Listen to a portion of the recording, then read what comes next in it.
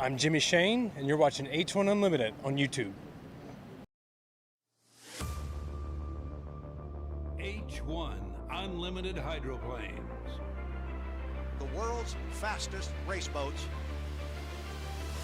10, 9, 8, 7, 6, 5, 4, 3, 2, 1.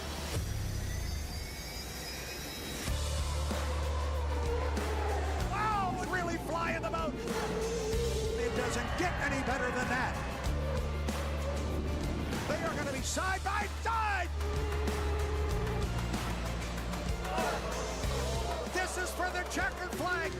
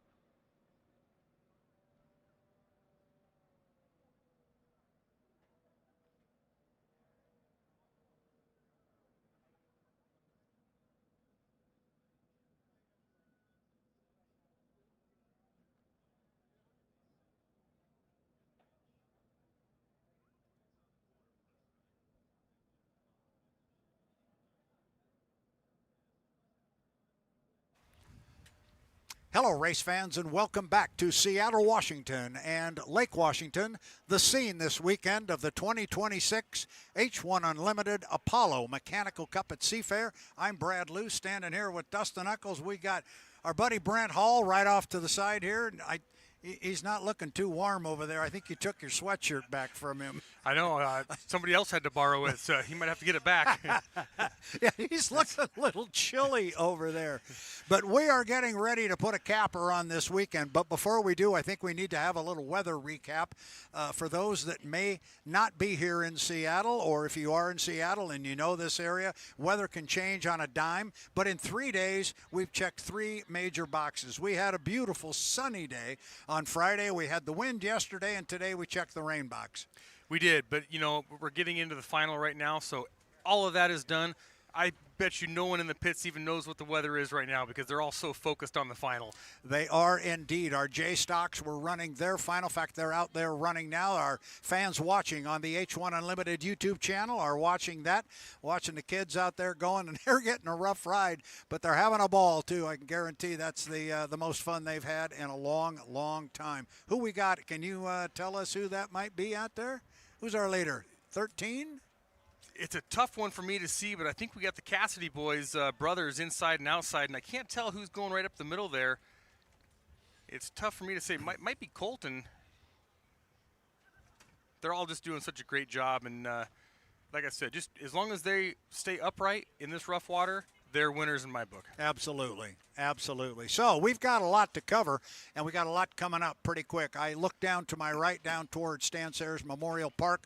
Our Grand Prix hydroplanes are in the water. Most of them are. In fact, you can see it in the background. There are the J stocks. As they head back toward their pit area, you can see the Grand Prix boats in the water. Let's run down their final real quick because that's what's going to come up first. Lane number 1, GP35, Brandon Kennedy.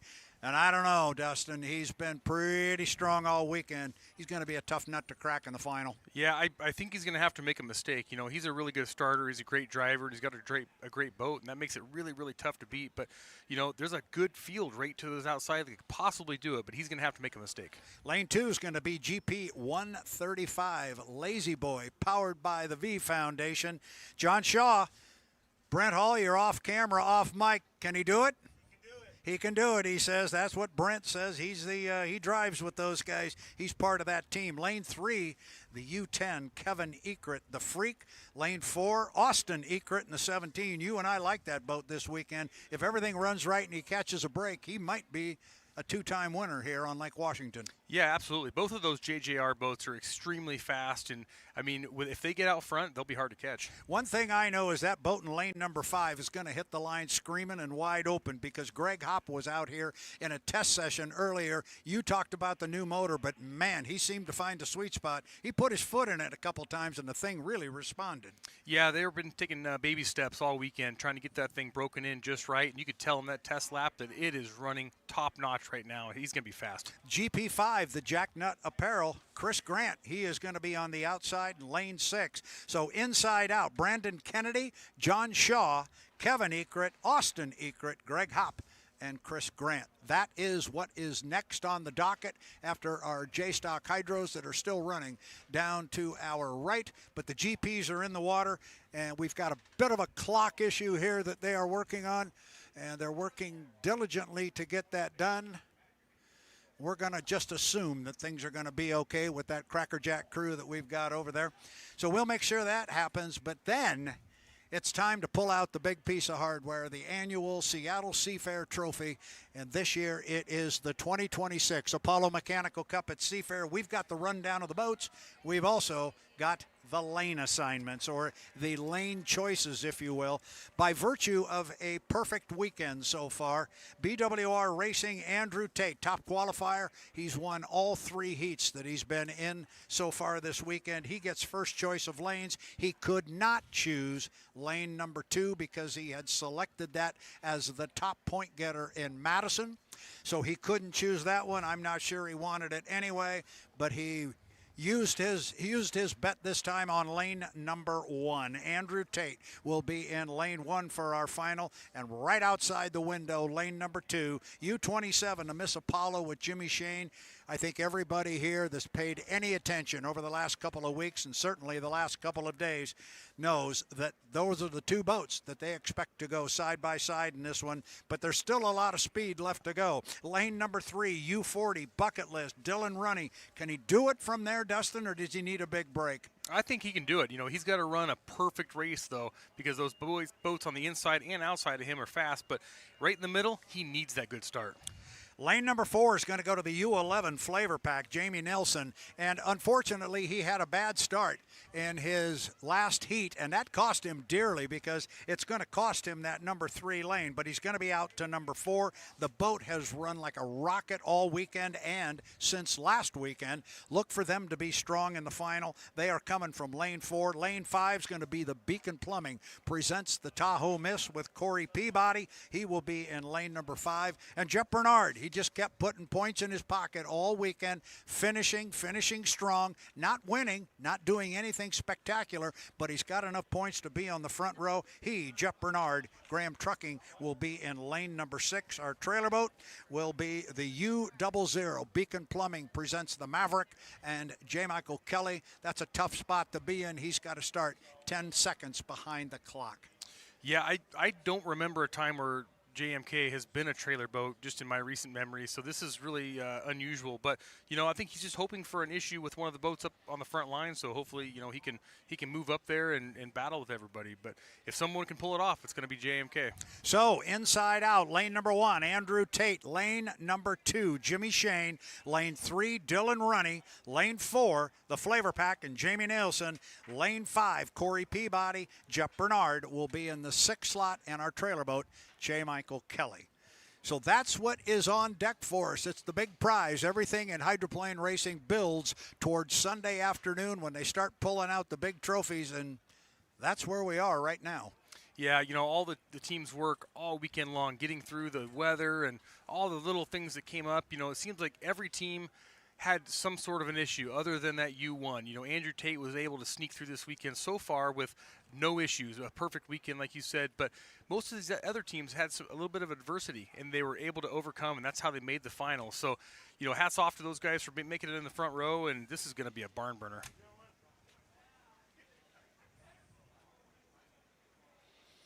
I understand we have a couple members of our Seattle Seahawks, and those would be the world champion Seattle Seahawks. Thank you to our director over there, who is the Detroit Lions fan. And let's send it down to Danny Rogers, who works with those aforementioned Detroit Lions, but now down there with Bo Stevens and Logan Brown of your Seattle Seahawks.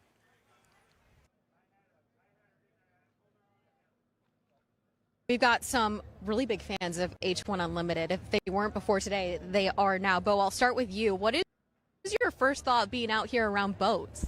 You know, I've never seen such big engines in a boat before. I didn't know boats could go that fast, honestly. This is the first time I've ever heard about it. So starting to get into the little world. It's cool to see. I'll probably be looking out for more races soon after this because it's pretty cool. Logan, you're a Michigan native. You told me your grandpa raced in boats. What else can you tell me about your grandpa's career? Not much about his racing, boat racing career, but I was around for his short track racing career for short track sprint cars, 410s. But I know my grandfather raced with Mark Webber back in the 90s, and they were good family friends as much as I know. So, yeah.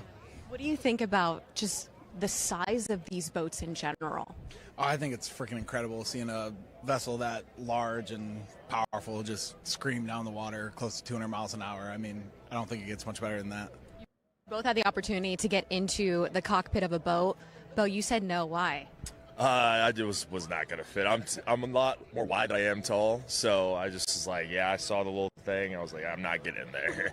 I'm going to be cramped. So Logan, you fit snug as a bug. What'd you think? I got pretty freaking close to getting all the way in there until my hips got to the seat, and I was like, okay, maybe this is a stopping point. But who knows? Maybe one day when I'm a little bit slimmer, I can get behind a wheel of a hydroplane.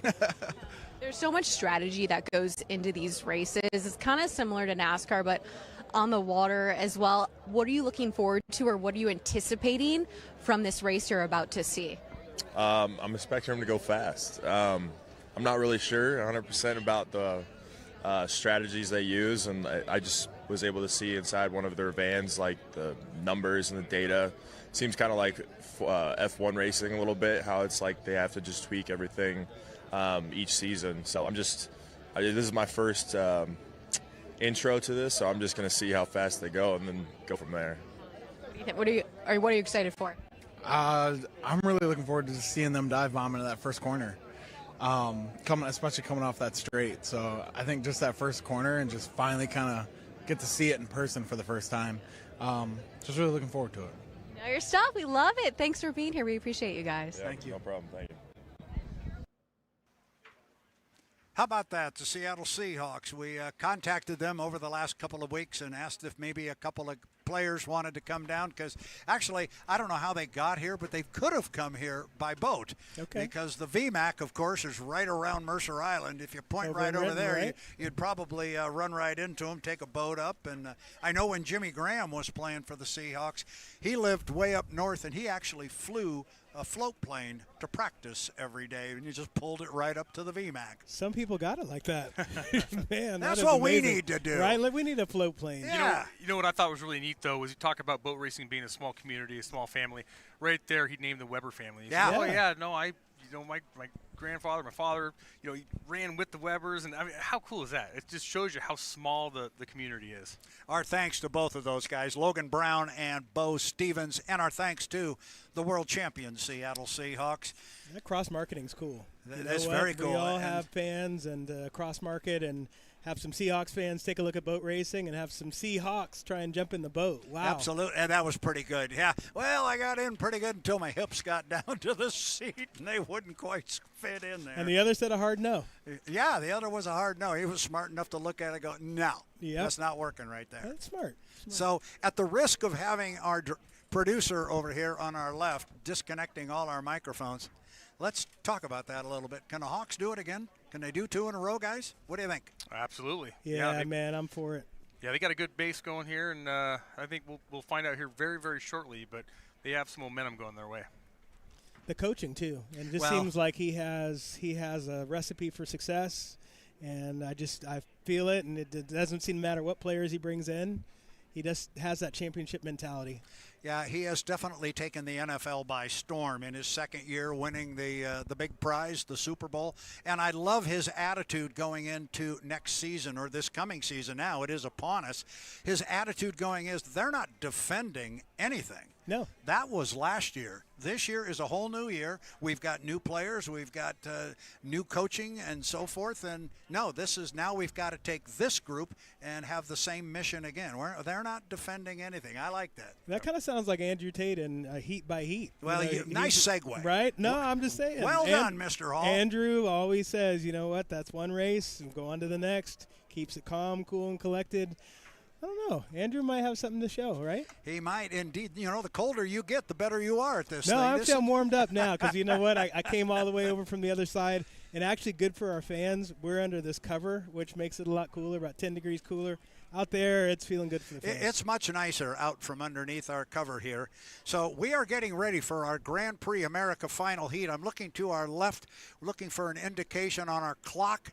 Is our clock situation remedied? Are we going to be able to get rolling here? And we're getting a nod of the head to the affirmative. So I think we're about ready to go. GP final is on deck. Inside out, Brandon Kennedy, John Shaw, Kevin Eckert, Austin Eckert, Hop, and Chris Grant. Seafair would like to take this opportunity to thank NetTech. Most organizations struggle to find effective IT solutions. NetTech has created an IT subscription program that includes the hardware, software, security, and support so employees can focus on their work and owners can sleep at night. NetTech, thank you for your support of Seafair. We join Seafair in saying thank you. Also, Seafair would like to say thank you to Alaska Airlines. Alaska Airlines is proud to be Seattle's hometown airline with new flights to London, Tokyo, Rome, Seoul, and at least 7 more global routes out of Seattle by 2030. There has never been a better time to be an Alaska Airlines guest. We are thrilled to bring our caring service from more than 100 nonstop Seattle routes all the way down to this year's parade route. On behalf of all 30,000 of us at Alaska Airlines, let's have a safe and fun Seafair weekend. And we hope to see you on board soon. Seattle Seafair says thank you to Alaska Airlines, and so do we. And I can tell you both, Alaska Airlines has been on board with Seafair for a long, long time. That was a masterclass in reading those commercials. Well done. It was? Yeah. Well, good. Thank you. I didn't see him reading them. I thought he was just it's off the head? Yeah, you see the mic? The camera's not on us here. So okay. they'd rather show those things down there in the boat. It didn't sound like you were reading. That's why I said it was a masterclass. Thank you. Yeah, Thank you. My goodness. Tough crowd. I'm telling you, you do get better the colder you get. That clock you were speaking of earlier is apparently working. It is time to go racing with the Grand Prix America final. Again, Brandon Kennedy will be on the inside. John Shaw in the Lazy Boy, powered by the V Foundation, will be in lane 2. Kevin Eckert will be in 3. Lane 4 is going to be Austin Eckert. Lane 5, Greg Hop. Chris Grant will be on the outside.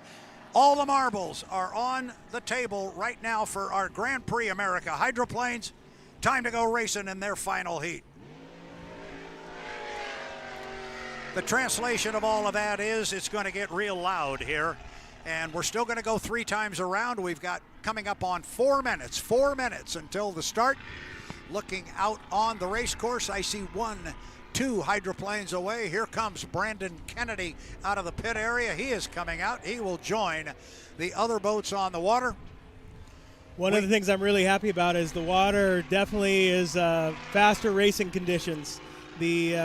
Definitely compared to yesterday, a lot better water. We should see some fast times and some great competition. And a lot better water than we had, let's say, an hour ago. True statement. When that rain came in, and it blew in, and it blew in with a vengeance. And it was pretty nasty there for a while.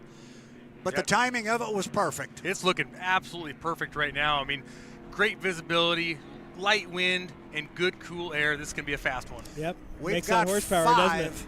We got 5 of our, he's been saying that all day long. It makes horsepower, and that's what he likes. We've got, there's number 6, Austin Eckert comes away from the dock. So we've got all 6 of our boats.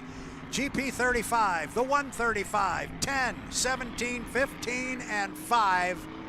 John Shaw comes across the start-finish line. He's going to be followed by Chris Grant, the GP5, the Jack Nuts Sports Apparel.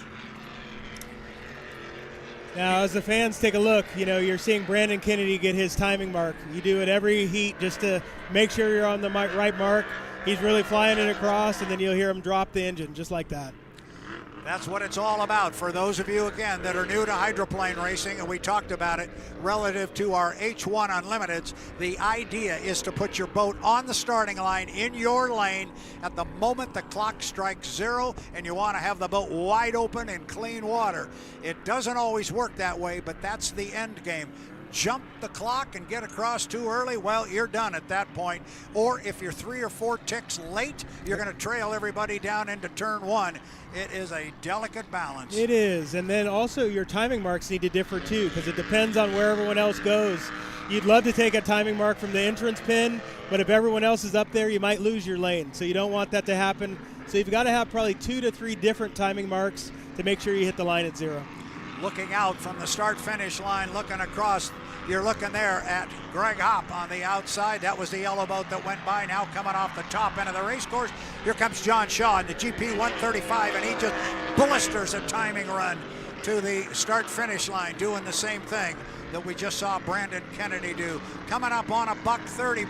Dustin Eccles, you like where they are? You like what's going on? Yeah, I think they're looking just fine. I think those front boats are up there just a hair early, but they have some time to scrub off. You're seeing, it looks like Kevin Ekert cut through the infield right now, and he's going to join up with the pack here in turn number 1. And I think the rest of the boats are looking just fine. It's going to be a good fast start. Coming up on 1 minute in about 6 seconds. It's interesting. Boats are all going to get together. They're coming off the exit pin 2-1 mark. 1 minute to the start. Grand Prix America final at the 2026 Apollo Mechanical Cup at Seafair. You see Greg Hopp, he wants to get up there early. He wants to make sure he controls his own destiny. He does not want to lose a lane or have anything happen to him, so he's going to be up there early. The rest of these guys, they don't want to fall behind right now, because even though the lanes are established, you can still lose your lane. It can happen. That's exactly right. I don't look for the Hopper to be the first boat to come out of turn 1, but I look for him to be one of the first ones down there. I look for him to have a good start and really have this thing rolling when we get going. It's the Grand Prix final. There are 6 boats top end of the race course. 20 seconds until our start. Now the boats start to power up on the outside. Going to be Chris Grant. He might be trailing a little bit. The Hopper's the yellow boat you see on the outside. We're inside 10 seconds now, coming down to the start. Don't want to jump. Inside 5. We are 3, 2, 1. Mark, I think it's legal. Austin nailed that one.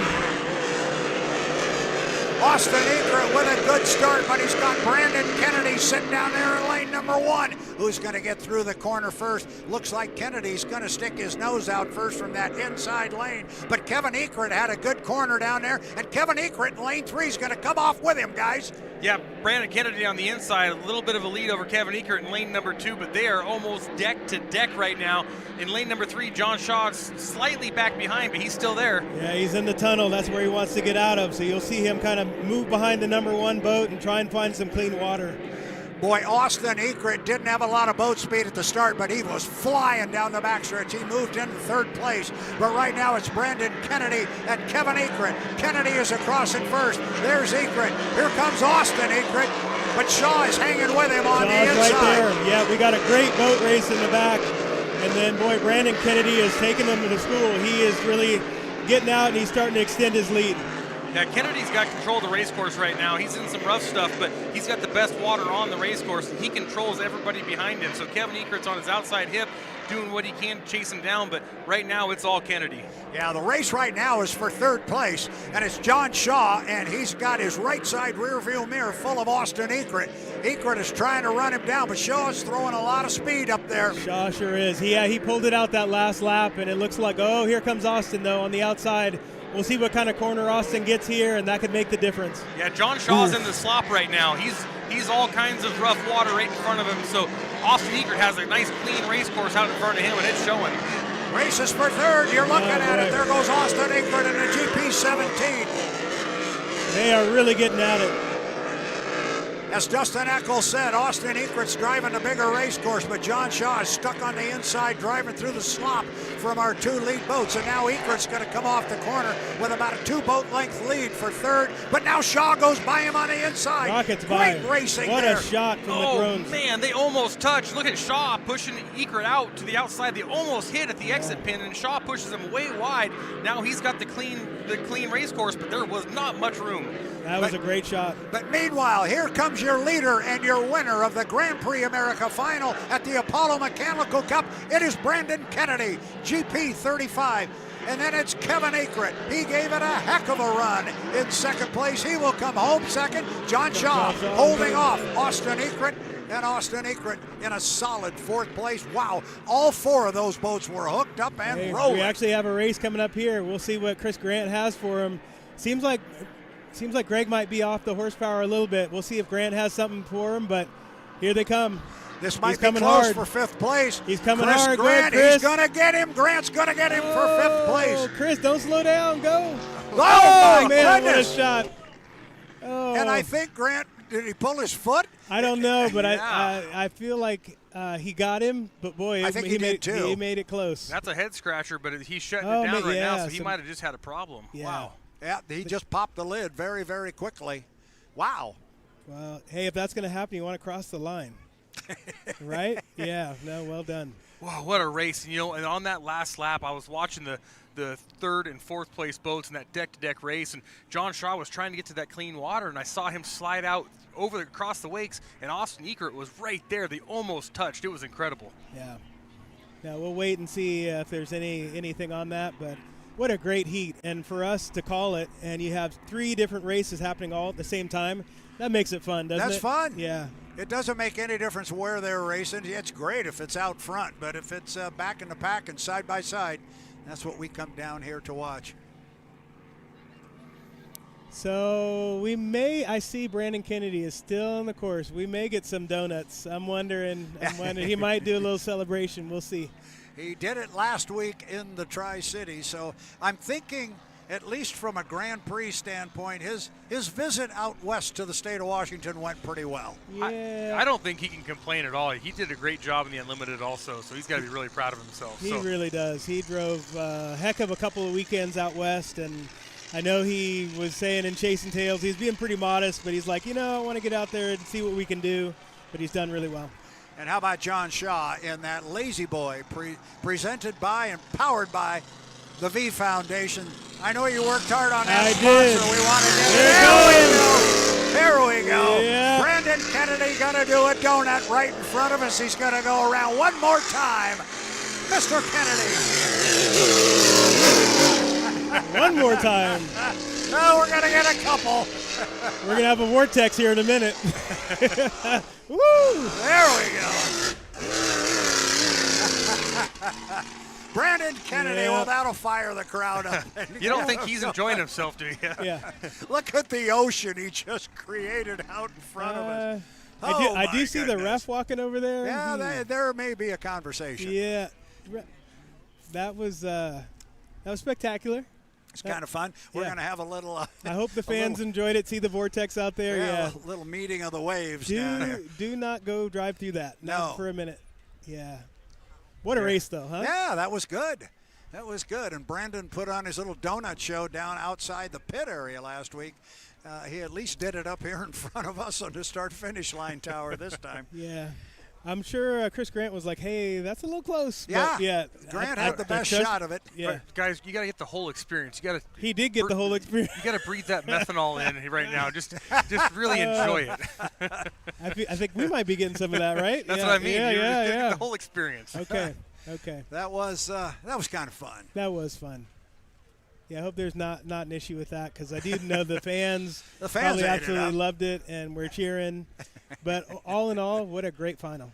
It was a great final. GP's put on a good show. I know they struggled a little bit early, and I know they were dedicated and bound and determined to put on a good show here, and I think certainly culminating in that final heat, they did exactly that. Yes, they did. And that boat is a rocket ship. It's just really something special. Dustin, when Chris Grant went down, could you hear anything in the motor, or did you catch anything? I didn't at all. No, I didn't see any signs of any issues. I didn't. I couldn't tell there was any problem. I thought he pulled his foot for a minute. That's what I thought also, and I was thinking, wow, that was a little premature on that. But then when he shut it down that quick, he must have had something on his gauges, something he didn't like, and just wanted to make sure he saves the equipment. So. Yeah.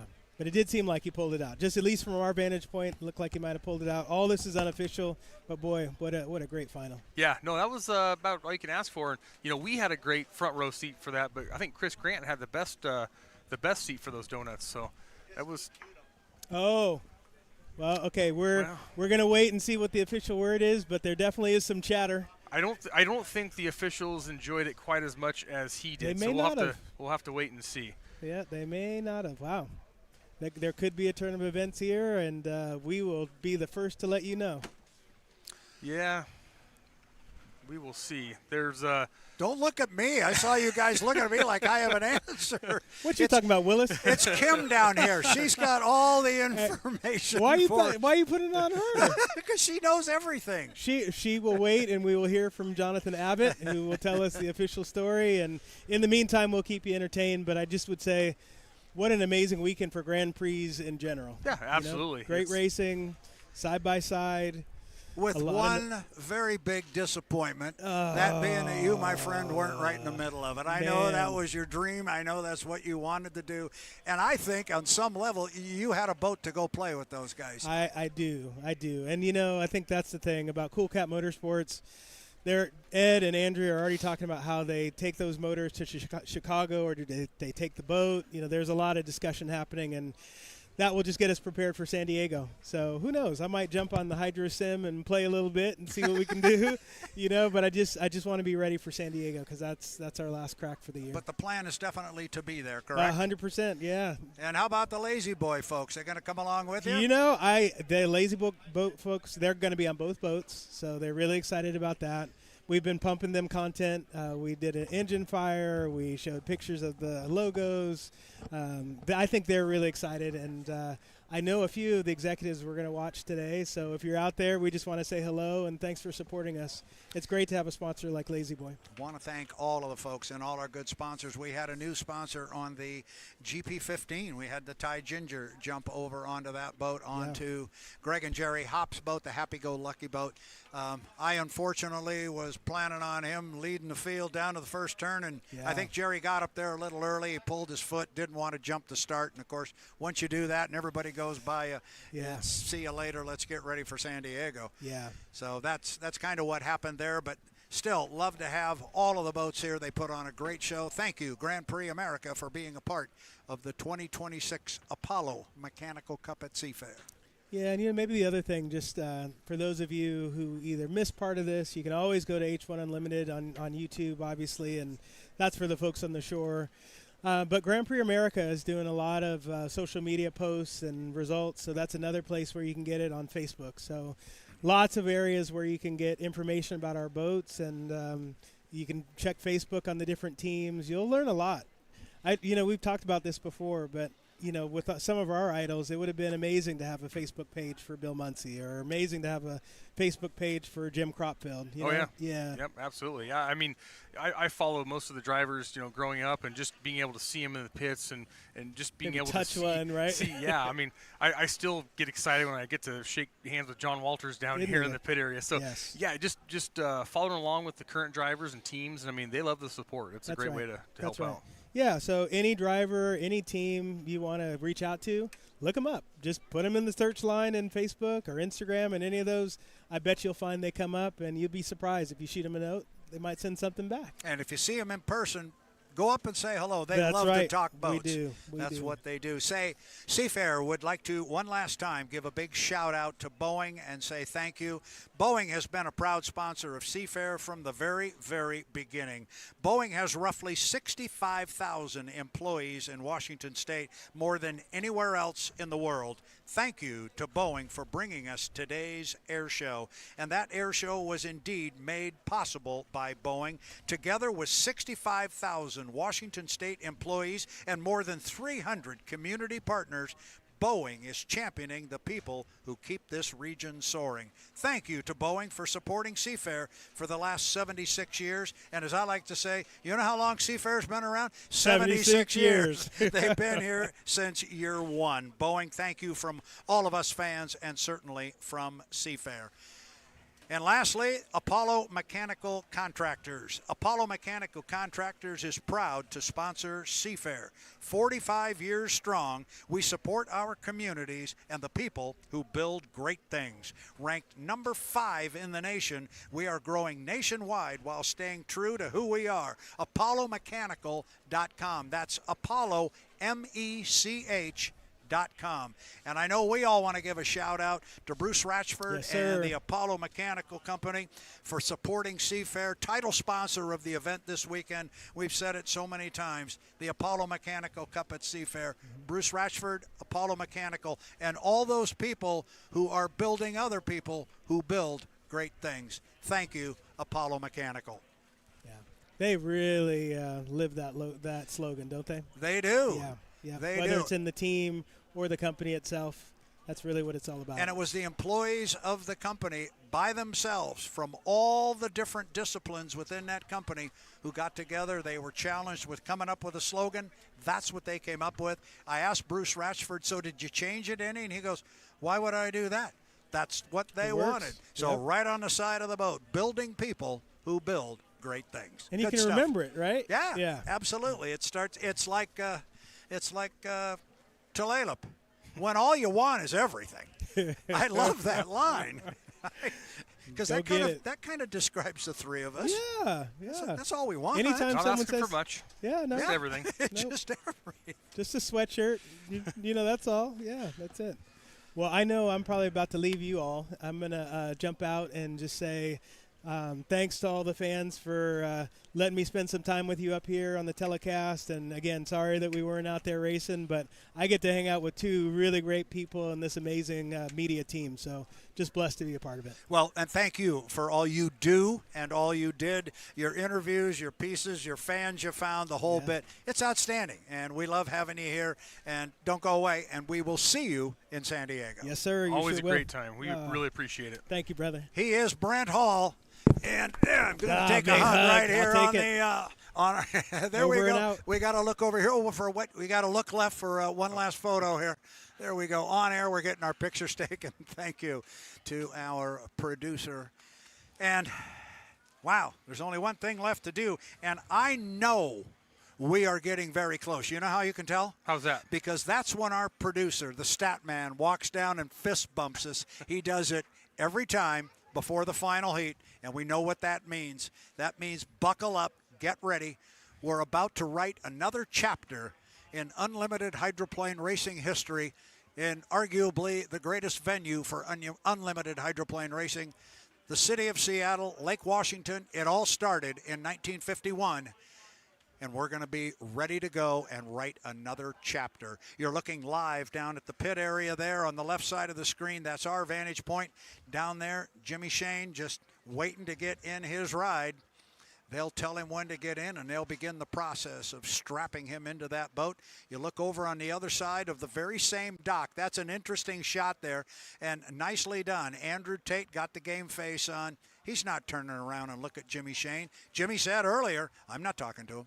No, in his mindset right now, there's no one else in the pit area that even exists. He is in his own little world, and that's perfect. He's got his own game plan, and he's going to execute here soon.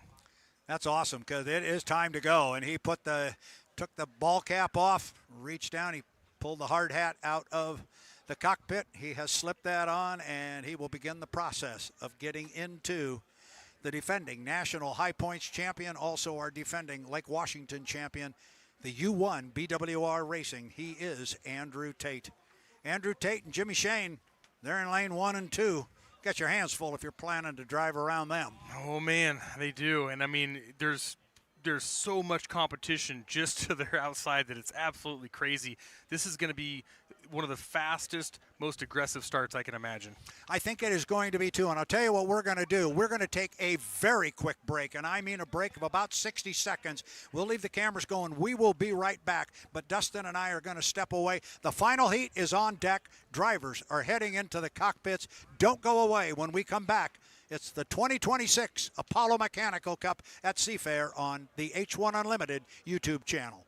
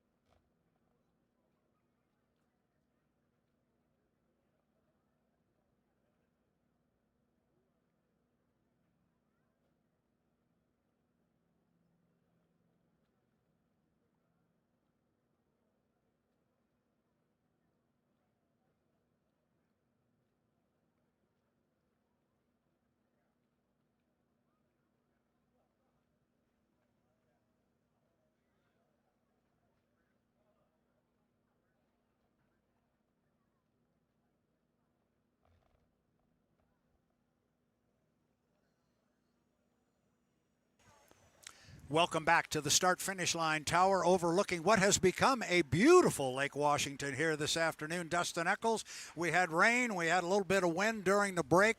Lord knows we had enough wind yesterday. But everything is cleared out. It looks good, and I would say water conditions right now are perfect. Absolutely. I think best we've seen all weekend. Everything is settled down just perfect, and we are set for a great final. We stepped away for 60 seconds. All of a sudden, we had what seemed like the corral growing over here to our left. I wanted to make sure I understood what was going on over there. Got that squared away. Now everybody's gone. It's amazing what I can do. I can clear a room really quick, Dustin. I walked in, everybody left, but now it's just time to put boats in the water. They have done that. Put drivers in the seats. They are doing that. And get the boats out on Lake Washington. It's awful quiet right now around you and I. It's pretty ominous. You know, I think everybody is just ready for this. All of the radio spotters have went upstairs, and they're getting all ready to go and finding their position they want to be in. And you and I are just waiting for a good heat here. Can't wait. Yeah, you're looking right there at the U3. Beacon Plumbing presents the Tahoe Miss with Corey Peabody. He is going to come at this thing from lane number 5. He's going to be out there a ways, but he's got a lot of boat speed, and Corey Peabody, you know, has got his game face on. He would love to win on Lake Washington where he has not before, and Lake Washington, quite candidly, has not been good to him in the past. He'd like to reverse that trend right now. And, you know, he talks about that openly. He says, this has been my kryptonite here. So he wants to turn that around, like you say, and just make this his race now. Make it his race. Just off to his left in lane number 4 is going to be Jamie Nilsen in the Miss FLAV-R-PAC. I just spoke briefly when I went over to the corral. I went over and spoke briefly with his father, talked to Jim, and wished him good luck. And he's ready to go. You can see their boat just to the right of the bow of that white boat, the white pleasure craft there at the dock. You can see the blue and yellow of the Miss FLAV-R-PAC.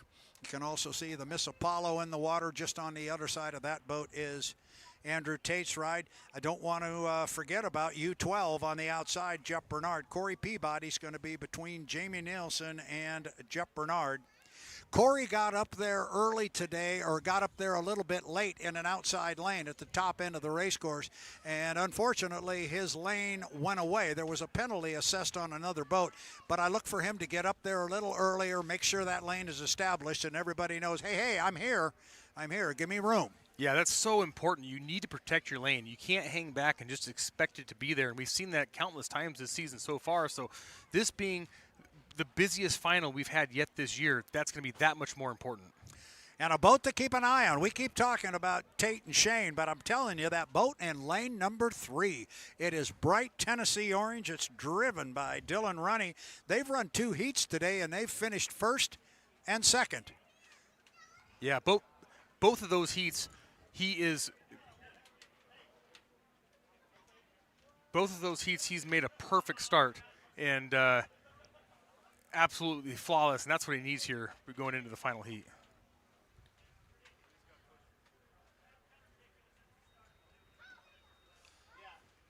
So we're checking something here. Yeah. We're getting some information in our ears. We'll make sure it is official.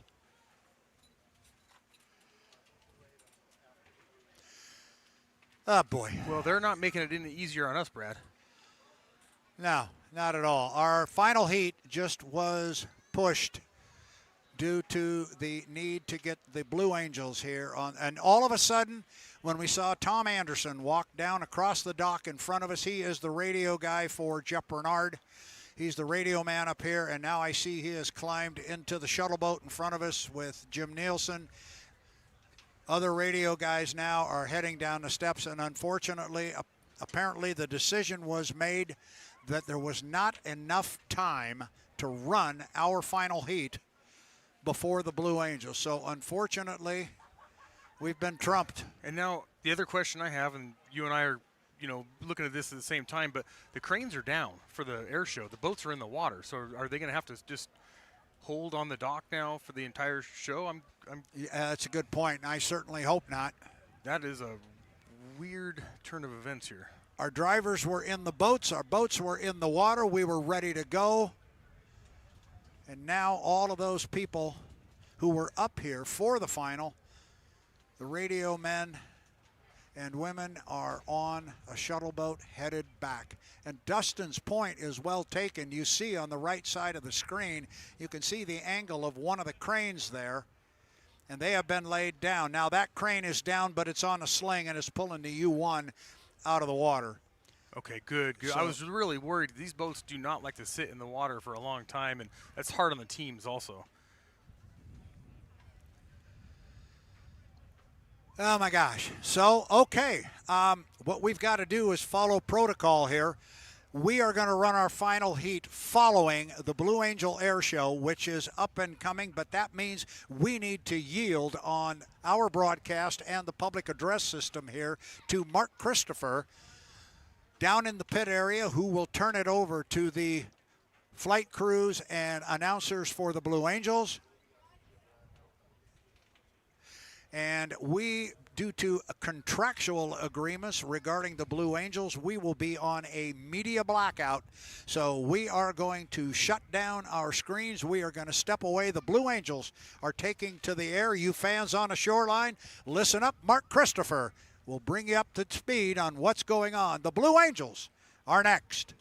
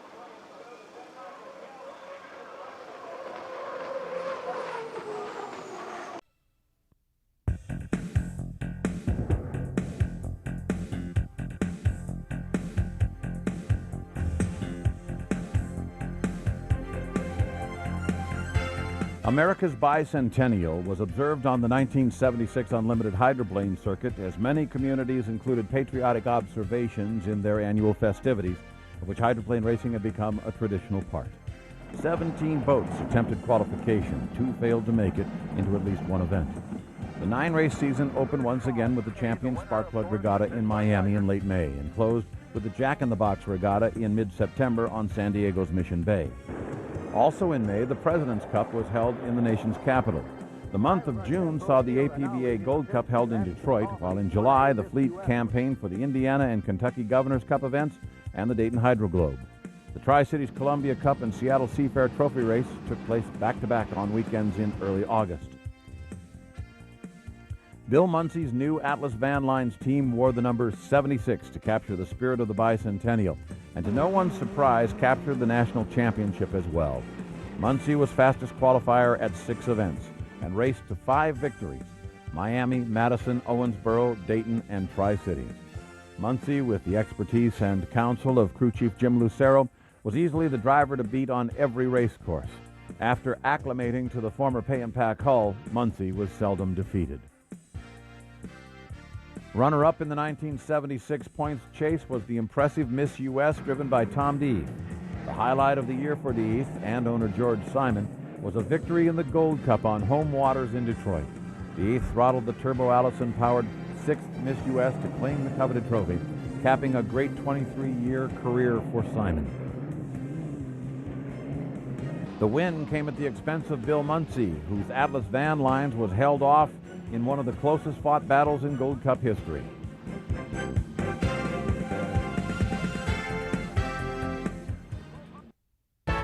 Billy Shoemaker's ride changed names and color schemes for 1976, but the boat continued to be a strong competitor. Leslie Rosenberg's former Wisefields, prepared by crew chief Jerry Zuvich and an experienced crew, was renamed Olympia Beer. Aboard the U-74, Shoemaker won the President's Cup and the Jack-in-the-Box Regatta. And in between, the boat posted a 2nd, a 3rd, 2 fourths, and a 5th, as well as 2 sixths. The Olympia Beer was in the thick of the hunt for the Gold Cup when the boat nearly stuffed, blowing the right sponson off. Somehow Shoemaker was able to keep the damaged craft right side up, but that was it for the day. Big rollers, I guess it's because the wind's blowing against the current. Did you come out of your seat? No. No, the sponson went away. With the right one? Yeah. I tried to ease it back around to make a turn, and as soon as I did that, it dove in. I hit that at about 130 is all. If I'd have been going 170, it would have been very severe. Overall, the Olympia beer was third best for the year. The driver Shoemaker amassed sufficient points to edge out DeEath for second place in driver's points. Bernie Little's Miss Budweiser remained a competitive factor, but entered the winner's circle only once in 1976. The season got off to a slow start and went from bad to worse when the boat crashed in Detroit while leading in the final Gold Cup heat. Now they come down to that dangerous first turn. Muncie looks like he wants to try. Ollie Benson's going to try that dangerous corner in tight. He bounces. Plays out in front now. But Budweiser just stuffed his nose, and I believe the driver is out. Look for the flares. The flares are out. The red flag. The race is stopped. The drivers will return to the pit. Rescue crews are jumping into the water. Helicopter moves in now. The accident sent Howie Benz to the hospital and Miss Budweiser back to Seattle for repairs. Bernie Little hired Pete LaRock's U-95 to fill in as the Budweiser for 3 races. When the repaired Miss Budweiser reappeared at the Columbia Cup in Tri-Cities with Mickey Riemann at the wheel, she promptly sank again. Scrappy crew made a dramatic late-season comeback on Seattle's Lake Washington, and Mickey Riemann guided the Miss Budweiser to a convincing win after setting the top qualifying mark. The Budweiser came on strong late in the season with Mickey Riemann driving in relief. Following the Seattle Seafair win, the Budweiser finished the year with a solid second in San Diego. Overall, Riemann's efforts and a few borrowed points positioned the Budweiser team in overall 4th place in the national points. The Miss Madison Racing Program campaigned for part of the year as Miss Linwood. Ron Snyder handled the driving as the boat appeared at 8 of the 9 events on the circuit. Snyder drove the Turbo Allison-powered boat to 5th place in the national point standings. Owner Pete LaRock campaigned his Sunny Jim, the 6th boat to race under this name, to 6th overall in national points, with Tom Sheehy, Tom Martin, and Johnny Sanders doing some of the driving. Several boats made sporadic appearances worthy of mention in 1976. Jerry Bangs was picked to drive a new cab over Les Stodico creation, the 2nd Miss Verners. The boat showed promise with its best finish a 4th in Madison. Milner Irvin, Roger DeEath, and Bill Muncie logged seat time in Gene Benning's U7, which ran unsponsored for a few events before picking up the backing of Mers Sheet Metal in Detroit. The boat raced in the Northwest as Ms. Everett. The perennial Northwest crop of boats made the usual 2 or 3 annual appearances, filling out the fields in Seattle and Tri-Cities.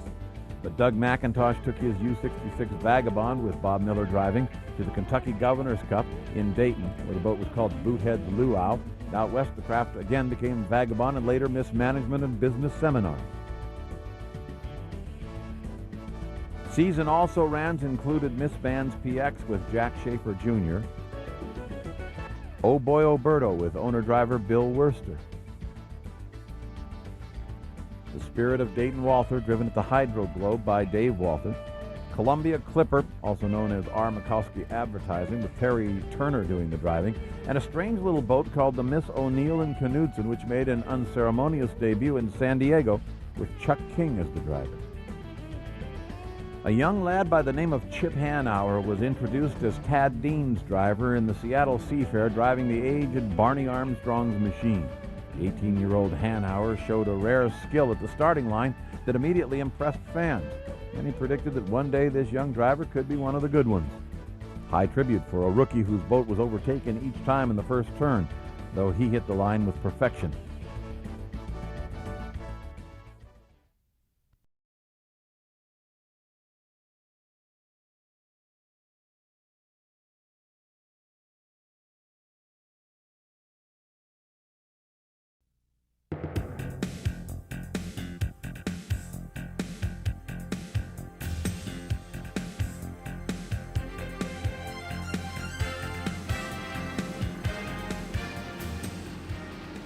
"19 unlimited hydroplanes made appearances in the 10-race 1986 season.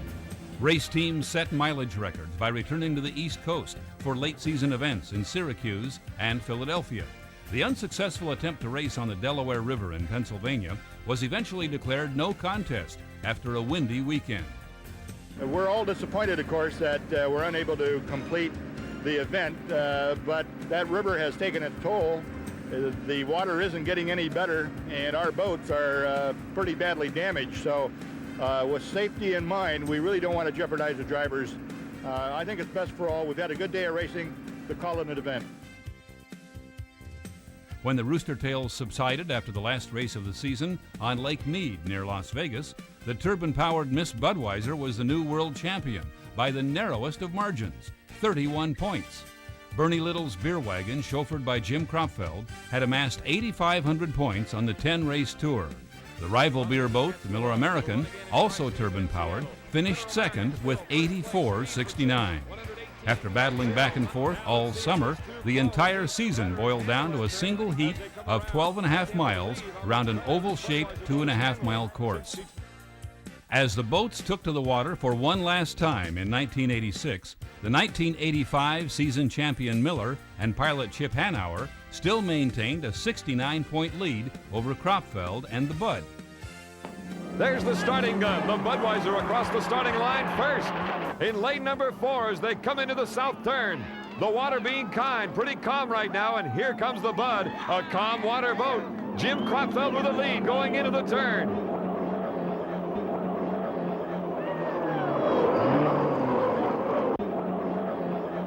Anyway, around the turn, 7-Eleven in lane number 1. The Budweiser lane 2. Something happened to the 7-Eleven as it cut onto the infield. It missed a buoy, I believe. The Budweiser going into first place. We don't know what happened between the Budweiser and the 7-Eleven. The 7-Eleven coming back up, though. We'll have to check and see what happened there. They may have bumped. We don't know yet. The Budweiser, first place, Kropfeld. Two very competitive drivers, Kropfeld and Steve Reynolds. Reynolds now electing to go to the outside in the 7-Eleven in second place. Budweiser in first, the Miller American way back. And of course, that's the key. If the Budweiser finishes ahead of the Miller American at third place or better, the national title goes to the Budweiser. Look at the damage to this boat. I can't believe how fast Reynolds is moving. He's actually cutting away at the lead of the Budweiser, coming up near the rooster tail. In second place, however, is the Miller American. But here comes your national champion, the Budweiser. Kropfeld, winner in the Budweiser Silver Cup and the 1986 national champion, the Bud and Kropfeld. 7-Eleven getting fourth place in the standings, physically coming in second place and badly damaged. Second place officially going to the Miller American. Well, I didn't have to do much. I just kind of went out and drove. The guys have been working their tail off for months on this thing. It's just a fantastic piece of equipment, and it's a heck of a way to go out for the season. Conditions were pretty good today too, weren't they? That didn't hurt any. Yeah, it was real good, and you know, we had a good race that last heat, and Steve Reynolds died down the first turn. We bumped coming off a 2 pretty hard there, and I don't know if Steve got any damage, but I think I left him enough room, and I'm sorry if things like that happen. You know, we're racing.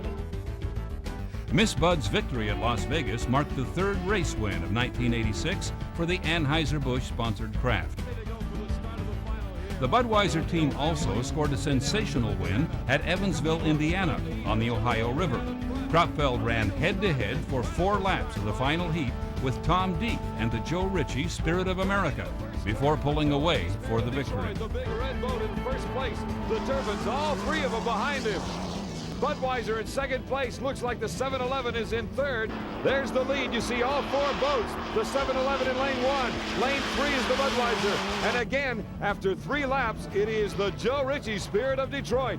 They're on lap number 4. The Budweiser moving up from the outside as they go into a very, very choppy first turn now here on the Ohio River. There's the Budweiser. Oh, look at the water that Kropfeld's running into. Now they got traffic. Jack Schaefer in that conventional boat doing a little blocking. And look at Tom DeHeath able to squirt through and hold on to first place.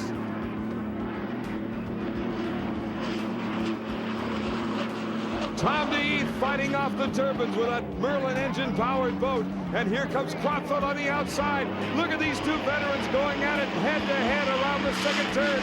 We're on lap 4. Third place, the 7-Eleven with Steve Reynolds. Down the main straightaway again, but Tom DeHeath holding on, but here comes Kropfeld. 1 lap to go. The Budweiser crew waiting for their driver to make a move. This is one of the best finals I've seen in a decade. But here comes your leader and apparent winner of the Budweiser Thunder on the Ohio. Jim Kropfeld takes first place, and first place for Bernie Little, the Budweiser. Second place going to Tom Deeth and a sensational performance for the Joe Ritchie. Third place, 7-Eleven. Fourth place, the Miller American.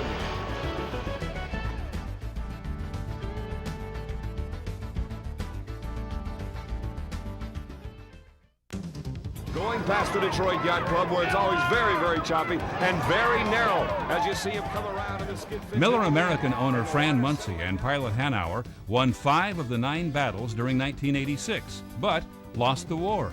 The team failed to score a point at Miami in the wake of crew chief Jim Lucero's departure just a few weeks prior.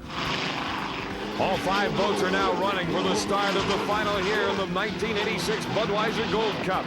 At the next race in Detroit, the Miller team faced an awesome challenge. Their driver had a once-in-a-lifetime opportunity to tie Gar Wood's all-time record of winning 5 consecutive Gold Cups. After winning each of its 3 preliminary heats, Miller American trailed Ron Snyder and Holset Miss Madison over the starting line in the final.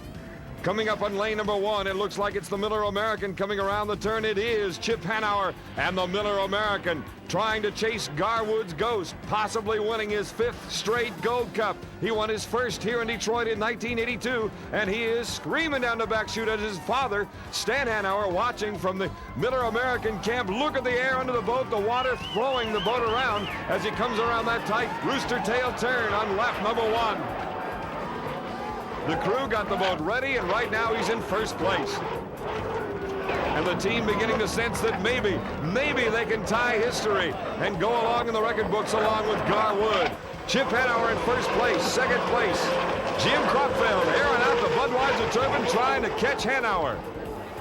Here's the Bud Griffin overtaking 4th place now. He is now in 4th, and the Halston Miss Madison dropping back to 5th. Back down the main chute again. Hanauer coming towards a right turn camera and the Belle Isle turn. The 7-Eleven going to have to lift home without any kind of stabilizer wing in the back, and he has now fallen into 4th place. But here he comes. He is going to tie Garwood's record. A 65-year-old record is now tied by Chip Hanauer and the Miller American, winner of the 86 Budweiser Gold Cup. Second place in a great effort on the part of Jim Kropfeld and the Bud Turbine. Let the celebration begin. Chip, who is Garwood anyway? I don't know. I never met the man, but he sure gave us something to shoot at. It seems so appropriate that you get the 5th one here in Detroit after getting the 1st one in Detroit. I know. This is I don't deserve to have a life like this. I mean, I never dreamed it could be like that. I mean, I'm speechless, and I just have nothing to do but thank all these people who just gave so much under the worst circumstances. Never said die. I'm just really happy. One race question. Were you aware your last lap was 128, Chip? You were flying out there. Congratulations. Oh, Franny, I want to talk to you too. This is incredible for you as well. Oh, it certainly is. This is such a wonderful win. It means so much to us, and thanks to Lance Morris and John Walters, and Chip is the best driver ever. Charlie, the whole thing. It had taken 65 years, but Chip Hanauer had finally duplicated Gar Wood's incredible achievement. And here we go for the start, the final of the Budweiser Indiana Governor's Cup. Hanauer and his new crew chief, John Walters, went on to win the following week at Madison. Here, too, the Miller had to earn the victory the hard way, holding off a determined Jim Kropfeld and Miss Budweiser, Scott Pierce in the Rolls-Royce Griffin-powered Miss Budweiser 2, and Tom Deeth in the Joe Ritchie Spirit of America. After Madison, the Hanauer-Walters-Muncie combination finished 4th at Evansville, went on to take 3 in a row at Tri-Cities, Seattle, and Syracuse, winning 8 out of 9 heats entered and finishing 2nd to Miss Budweiser once.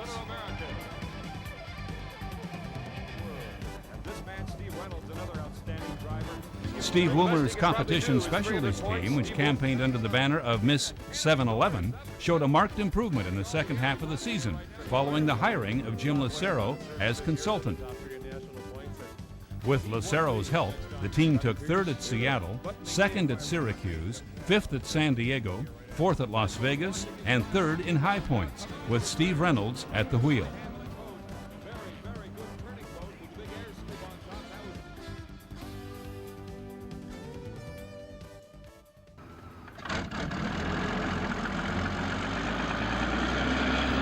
The community-owned Miss Madison from southern Indiana turned in another fine account of itself in its 14th season.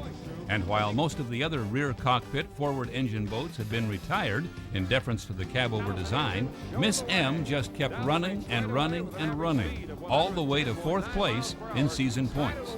Driven by Ron Snyder, the Hurricane Hoosiers' best finish was a 2nd place at Miami, where she outran the newer and more powerful Miss Budweiser II. Snyder sustained minor injuries when the Allison-powered craft hooked and threw him out during the 2nd heat at Evansville. Look out! The Holson Miss Madison has hooked and thrown Ron Snyder into the water. He is moving. You can see him waving his arms. The boat has gone dead. Of course, the race has been stopped. The face screen has been ripped completely off the helmet of Ron Snyder. The boat is slowing down. That's the Risley's Express going by. You see the rescue divers going in to assist Snyder. Well, it's kind of crazy. You know, I come around the corner and everything looked good, and Cropfield was right ahead of me, and he shot on the inside of Squire's shop, and there I was. Next thing I know, I'm in the water. Basically, nobody can really tell. There's so much water stirred up at the time, and the shots that were taken, we really can't see it, but all I know, I was in the air and went out the wrong side of the boat. Leave it up to me. While Ron recovered, Jerry Hopp and Andy Coker filled in for him. Jim Saddam's U-22, also from Madison, had a rocky time of it, trying to perfect their carbureted turbocharging setup on the Allison engine. They nevertheless managed to finish 5th in high points with Todd Yarling at the wheel. Racing in Evansville as Risley's Express and with other sponsors during the season, the craft took 2nd at San Diego, 3rd at Syracuse, and 4th at Miami. Back in 5th place right now. And in 6th is the Freedom Festival.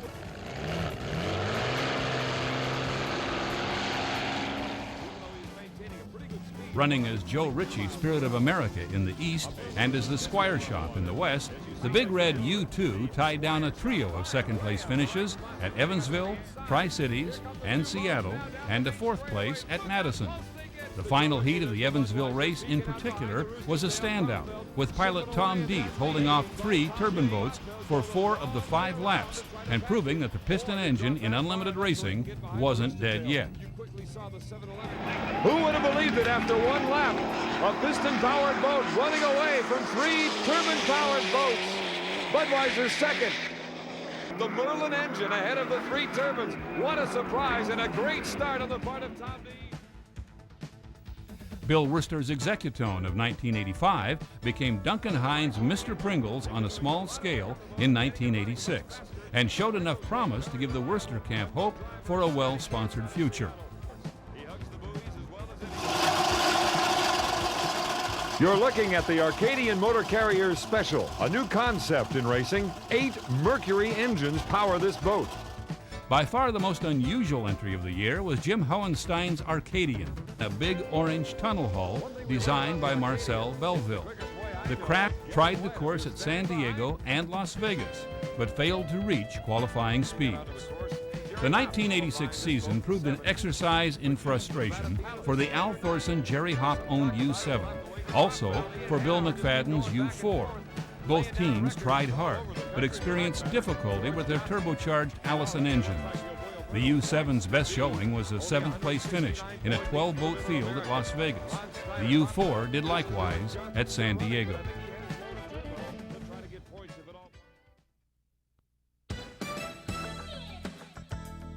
The biggest surprise, one of the biggest ever, was the only victory for Bob Patterson's 19-year-old U-80, racing as Miss Bahia in San Diego. The weekend began with Hanauer and the Miller American catching fire and failing to qualify. Saltwater woes eventually eliminated the rest of the turbine field, and Ron Armstrong drove the old turbo Allison-powered hull to a popular upset victory. It feels so good. I mean, I just can't even describe it. Like I said before, it almost feels as good as my little daughter was born. Special feeling. I knew the turbines were having trouble, and when I came around on the start, it just felt like this was the day. This was the day for the win. Other boats making appearances in 1986 included Jerry Kenny's Frank Kenny Toyota Volvo. Milner Irvin drove the former Griffin Bud with turbo Allison power.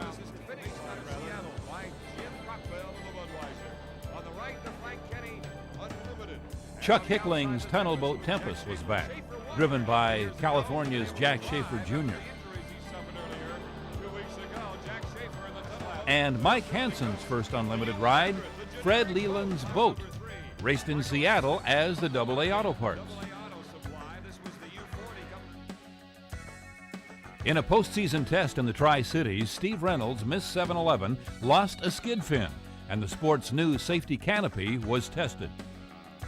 I knew I was in trouble. In fact, I think I said either something like, uh-oh, or we're in trouble on the radio just as it happened, because the boat turned sideways and the steering went all the way over to the lock.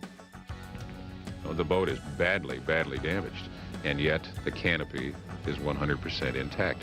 Now, I remained, breathing on my own air. Radio system still worked. The canopy, or the boat, the cockpit was full of water, about up to my waist. But the seat belts and the canopy are a must.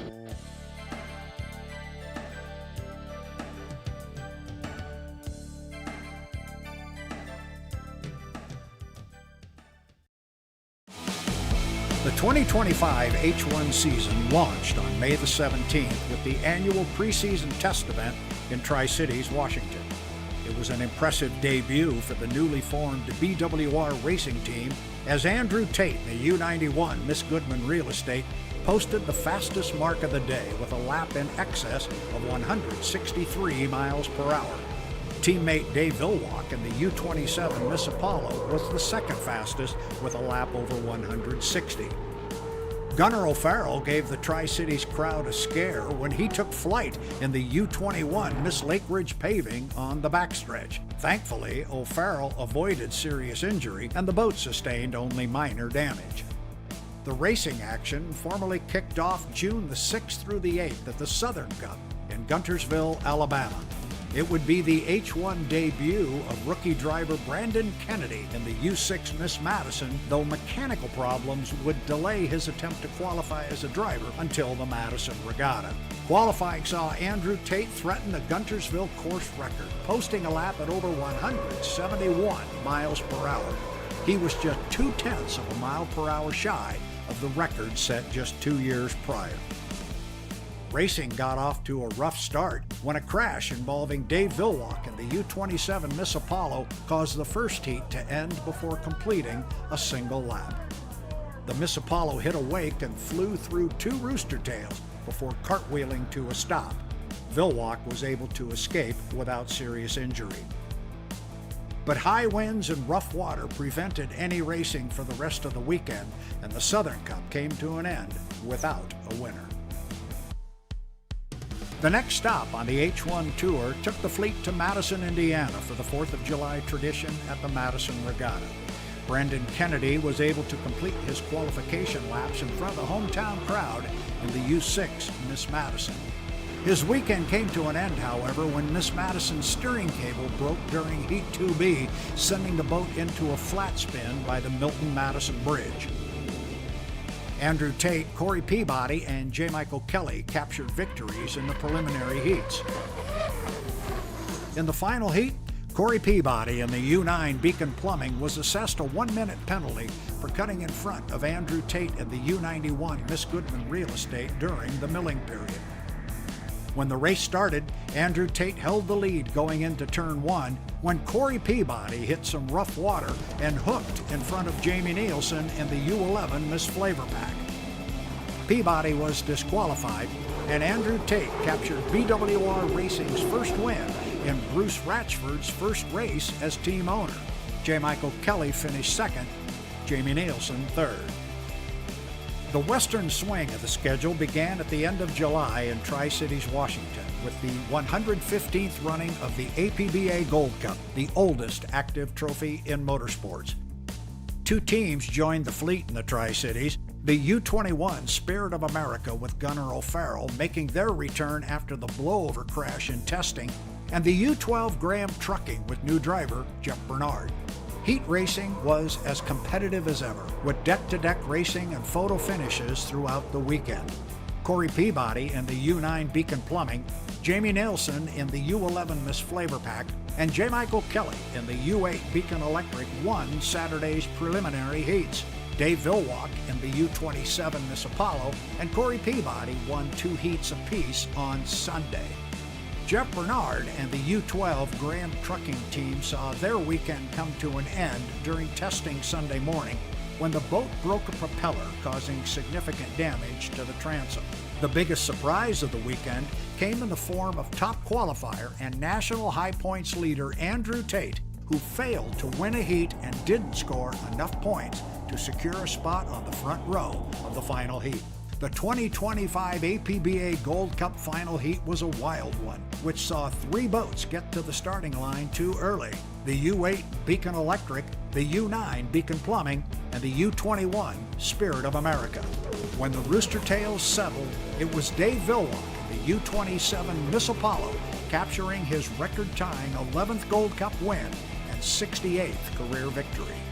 1 week later, the boats headed to Seattle, Washington for the Apollo Mechanical Cup at Seafair. The drama began immediately in Heat 1A when Corey Peabody got into Andrew Tate's skidfin rooster tail on lap 1. The boat sustained enough damage to prevent Peabody from finishing the heat, and Andrew Tate went on to collect the 400 points.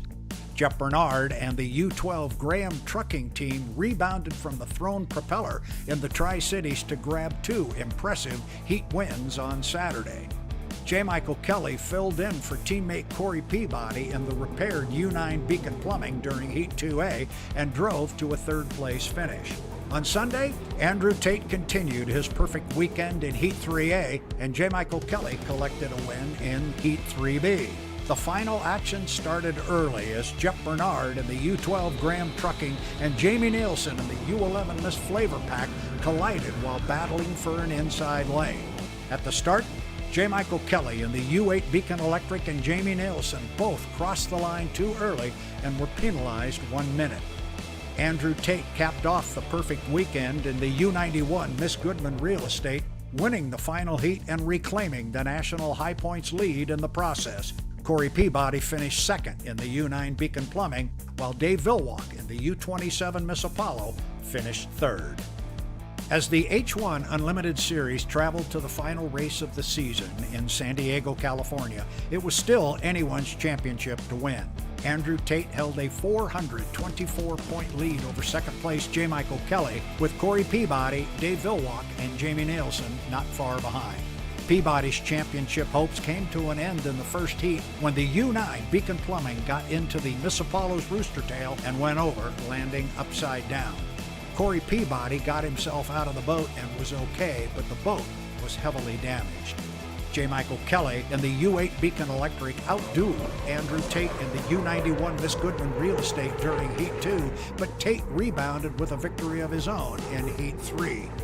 Heading into Heat 4, Tate's point lead was down to 364 points when his title challenger, J. Michael Kelly's boat, lost power prior to the start, resulting in a did not finish and 0 points. Tate won the heat, then formally secured his 3rd career National High Points Championship and the first for BWR Racing with a win in Heat 5. The final heat for the 2025 Bill Munsey Cup was one for the ages.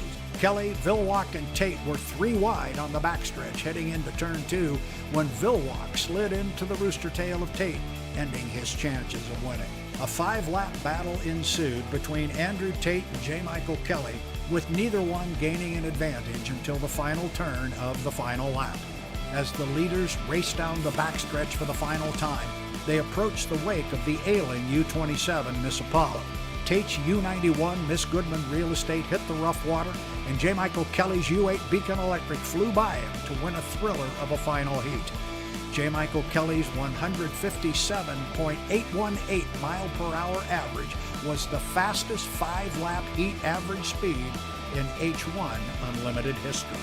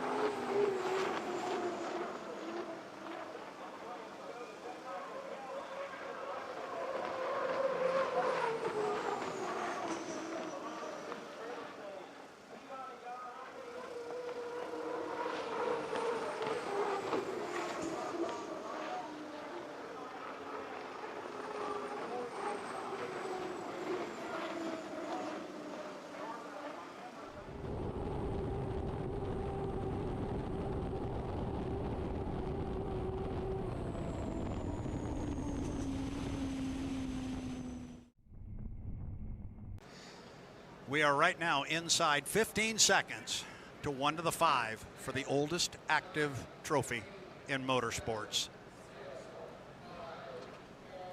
3, 2, 1, mark.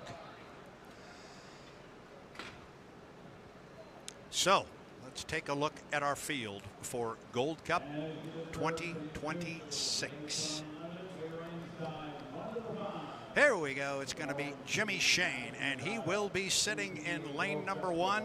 He has run like a rocket all weekend. Quick note about Jimmy Shane. He won the 2021 Gold Cup from lane 1. He'll be in there again. Lane 2, this is the boat nobody's been able to touch. Andrew Tate, the U1 in the BWR Racing. He wants this Gold Cup. He wants it badly. And he wants to come out of here with a national high points lead and an APBA Gold Cup. Lane 3 is going to belong to J. Michael Kelly. He knows what it takes to win a Gold Cup. His boat ran extremely well the last time on the water. Look for him from lane 3. And rounding out our front row as we get to the 5-minute mark, Corey Peabody. He is going to be on the outside in lane number 4. You know he's going to be gunning. He's going to try and jump everybody at the start. He's run very well this weekend as well. It's a late afternoon sun, 4 minutes and 45 seconds. Boats are away from the dock. First one coming away is going to be the Maverick, our trailer boat from the town of Madison, Indiana. There he is. The young man has been the busiest guy in southern Indiana in the last hour. He drove a H1 heat, jumped into GP, ran that final heat, and now he's out here again. So there are your 5 boats. It is Shane, Tate, Kelly, Peabody inside out, and Brandon Kennedy as the trailer boat. You know, Brandon's young, but he's going to feel beat up tomorrow. I can promise you that. Yeah, he's young, but he has worked hard today in a lot of heat. It's the final heat. It's the APBA Gold Cup. It is the crown jewel of H1 Unlimited Racing. It is the oldest active motorsports trophy in the world. I don't think we can hype it any more than this. We've got BWR Racing versus Strong Racing on the front row. These 4 boats have been as good as anybody all weekend, and we are joined by a Gold Cup champion here with Jean Thioret's going to come watch the heat with us. Welcome, my friend. Miss Apollo, he's going to go in lane 1, and as we learned during the break, there's a lot of guys on this H1 team that know a lot of trivia. Jimmy Shane has won, as we said, a Gold Cup on this river from lane 1. He chose it again. If he can get through there clean the first time through, he's going to be tough to drive around. Absolutely. He knows the dangers of being in lane number 1, but he's confident in himself. He's confident in the boat, and he's going to put it there on the pins as fast as he can and get through it and accelerate fast. That boat accelerates better than anything I've ever seen. Well, it's been extremely quick, and you're looking at the boats coming down the front straightaway. There's Corey Peabody in the U3, the Tahoe Miss. He is going to be in lane number 4, just inside 3 minutes, looking up the front straightaway. There's the boat that everybody's going to be gunning for. That is Andrew Tate, the U1, the BWR Racing. Nobody's been able to crack that puzzle this weekend. No, not by a long shot here. Jimmy Shane coming down the front straightaway out of turn number 2. Picture him doing a tiny run, but looks like he's just going to go for a nice cruise here. He must have his stuff already figured out. One thing I'm looking at here, Brad, there might be some glare going into turn number 1 here. We'll have to see how that affects him. Yeah, I was thinking of that too, because it's bright down that way. I don't think it's a problem per se, but it could be. Now we got, who's that that's cutting the course going across there? That will be Jimmy Shane. And he cuts over and he can hug the buoy row. That's where he is going to be. Coming up on 2 minutes. 2 minutes, Dustin, until the start. And you notice he did not go all the way around turn number 1. He stayed on the GP course. He's begging these guys, do not go down there and rough up the water, but they're going to do everything they can to make it choppy for him. Yeah, here's $20. Don't go down there. Stay out of turn 1. The rest of the field all the way down at the far end in turn 2. They're a minute 50 left on the clock, just coming around the exit pin, coming down the front straightaway. Yeah, and the boat trailing them, coming off the top end. There you see it. That is Jimmy Shane. He's going to dive into lane number 1 as they come down. There you see Tate. That's the boat on the far right. He's in lane 2. Then it is Kelly in 3. It is Peabody in 4. The Madison boat will be the trailer. He is behind everybody. We're set pretty good here. Yeah, the field is lined up really, really nice. Let's see what Jimmy's going to do. Is he going to go all the way around the corner, or is he going to cut the GP course? And if anybody was wondering here, no, that was not our start. They were lined up pretty good. Boy, look at them come off the lower corner there. Lane 1 and lane 2. They're actually, that's lane 2 and lane 3. There's lane 4. Jimmy's lagging back a little bit, but he knows his lane will be there, and it will be lane number 1. 1 minute. 1 minute to the start of our final heat, the 116th running of the APBA Gold Cup. Jimmy's in a really good spot. He's where he wants to be. These other guys are early. I don't really know why, because there's no reason to get up there early like this. Jimmy's in a good spot. I think he's right where he wants to be. Well, we're going to find out in about 40 seconds because they're going to come down and hit the line. Look at that gorgeous shot looking down the Ohio River from the drone toward the bridge. 5 H-1 Unlimited hydroplanes headed up toward the top. Everybody in Madison, Indiana is standing up staring at the river. This is the culmination of the entire weekend. Now watch Shane dive into lane number 1. There he goes right there. It is open for him. We are inside 15 seconds until the start. Jimmy Shane has already put the hammer down as they start down toward the start. Nobody wants to jump, but nobody wants to be late. They want to be right here. We are inside 5. We are 3, 2, 1. Mark, and I think it's clean. J. Michael Kelly broke the clock. He broke it from lane number 3, but we got to see what's going on off. It's a clean start. Look what's going on, and it is Jimmy Shane down there first. He's got to get through that corner. I hope he didn't clip that one. Wow. He was awfully close, but he got through turn 1 clean. He's got a lot of company, and one of those boats that's company to him is Andrew Tate, and he's right with him. He's just outside, about 4 boat lengths back. Dustin, this is a good one. He got through the corner clean. He painted that turn, best turn ever, all the way down the back straightaway, wide open. Tate on his outside hip, he's leading them down there, but they're all together. It's a beautiful shot. Into the top end of the race course. Oh, Tate goes way wide from lane number 2. That's going to open the door big for Jimmy Shane to open things up. He's opened up a lead because Shane went so wide. No, it was Tate, excuse me, that went wide. Shane comes down. He's opened up close to a rooster tail on teammate Andrew Tate, but Tate's not going to want to let him go. Remember, fans, we go 5 times around. A lot of boat racing left here as Jimmy Shane leads him into turn number 1. See if he can make it through the hole here. Big hop by Jimmy Shane. Jimmy Shane jumps out about 4 lanes. Andrew Tate does the exact same thing. J. Michael dives to the inside trying to capitalize on it. Wow, what a break that was. Now Jimmy Shane flying down the backstretch. Tate would love to get up alongside of him and try and pin him in that lane 1. But right now it is still Jimmy Shane driving it up the backstretch. We are on lap number 2. Lap number 2 of 5. 2 boats up toward the top end of the race course, both owned by Bruce Ratchford and BWR Racing. And here goes Tate wide again up at the top end. Coming down, Jimmy Shane on the inside. He's running some beautiful corners. He's got about 4 or 5 boat lengths on Tate as they come off the top end of the race course and come down underneath the bridge.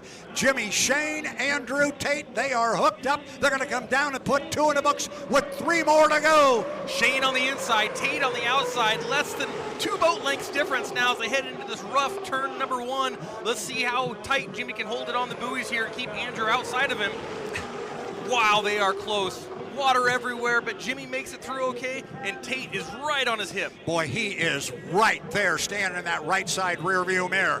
Jimmy Shane is rocking and rolling down the backstretch of that new boat for BWR Racing. They are really beginning to realize the potential of that boat that was built in 2024. We only saw it for 1 heat a year ago.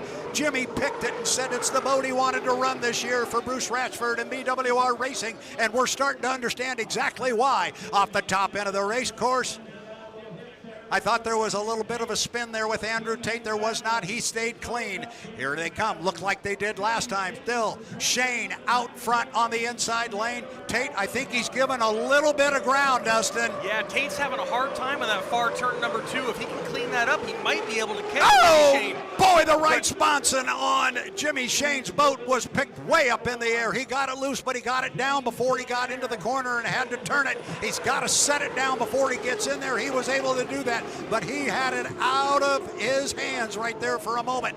But he got it back down and now off the corner and up the backstretch. Boy, Tate's not going away, Dustin. No, Jimmy's making this race course as wide as humanly possible, and look at him hang that thing. You can see all the way underneath the boat. You can see the entire skid fin. He's giving it 110% to stay ahead of Tate. Here comes Tate on the outside. Let's see if he can clean up this turn now. Top end of the race course. Oh, he goes Shane. wide.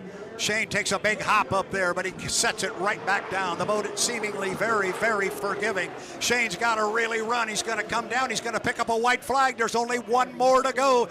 Jimmy Shane driving the Apollo, the U-27. He's driving it like a rocket. Oh, and look at Andrew hanging.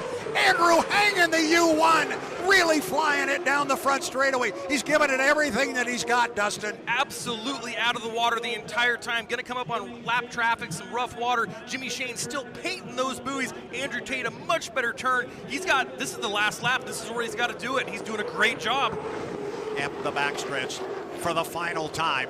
Jimmy Shane of the U-27, the Miss Apollo.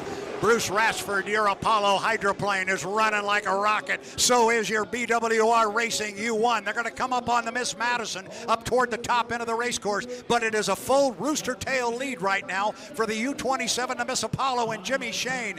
Could it happen? Could he come back after a 4-year hiatus and claim the Gold Cup on the Ohio River? Jimmy Shane is flying down the front straightaway. That is not Andrew Tate that's just off to his right. That is lap traffic in the Miss Madison. But here is your winner of the 2026 APBA Gold Cup, Jimmy Shane. He pulled it off. Second place goes to Andrew Tate in the U1, the BWR Racing. Oh my goodness. Absolutely incredible drive by both of those drivers out there. I don't know how they kept them on the water. Whew, your third place boat right now coming across the line. It's going to be the U3, Corey Peabody, J. Michael Kelly, and the Maverick in fourth place with a half a lap to go. The Miss Madison U6. Wow. Incredible. Wow. Absolutely incredible. And ladies and gentlemen, we were just calling it how we are seeing it, so we will let you know how all the chips fall, but an absolute incredible final heat for a Gold Cup here in Madison, Indiana.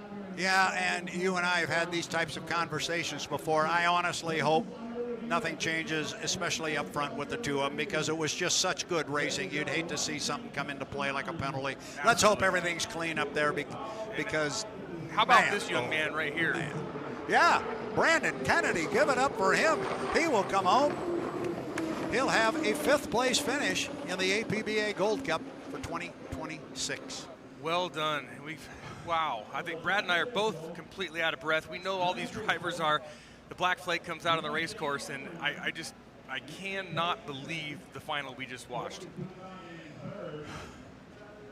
Wow. The fact that Andrew was able to hang on to that thing and wrestle it right back down to earth was incredible. And Jimmy, I don't know if you saw it, Brad, but down here in turn number 1, he left the water for about 3 seconds, it seemed like. I mean, he went out way far out, but there was nobody next to him, so I don't think that affected anything. But Andrew caught him because of how far he flew out of the water and went outside. This is going to be on the highlight reel for a long time. Jimmy's got his fist pumping there out of the cockpit of the Miss Apollo. Andrew Tate has already come back to the dock, but right now all attention is on the U-27 Miss Apollo. Wow, what a drive. So we're going to monitor. We've got people monitoring the official radio. We will find out if things were, first of all, clean on the water. Now, the way we do things is we'll pull the boxes out of the boat in order of how they finished on the water, and that would mean the U-27 Miss Apollo will have their black box pulled out of the boat before and tested before anybody else. The idea is to see if we can get him confirmed, if he is indeed the winner, as quick as humanly possible. I would love to know, and we'll find out from our Danny Rogers, but I would love to find out what he's thinking in there right now. He's been away for 4 years. He comes back. He jumps in that rocket ship. You know who else was anxiously waiting for the results here at home was probably the owner, Mr. Bruce Radford, because what an incredible job by his team this weekend. I mean, absolute class in the field, so he's got to be pretty proud.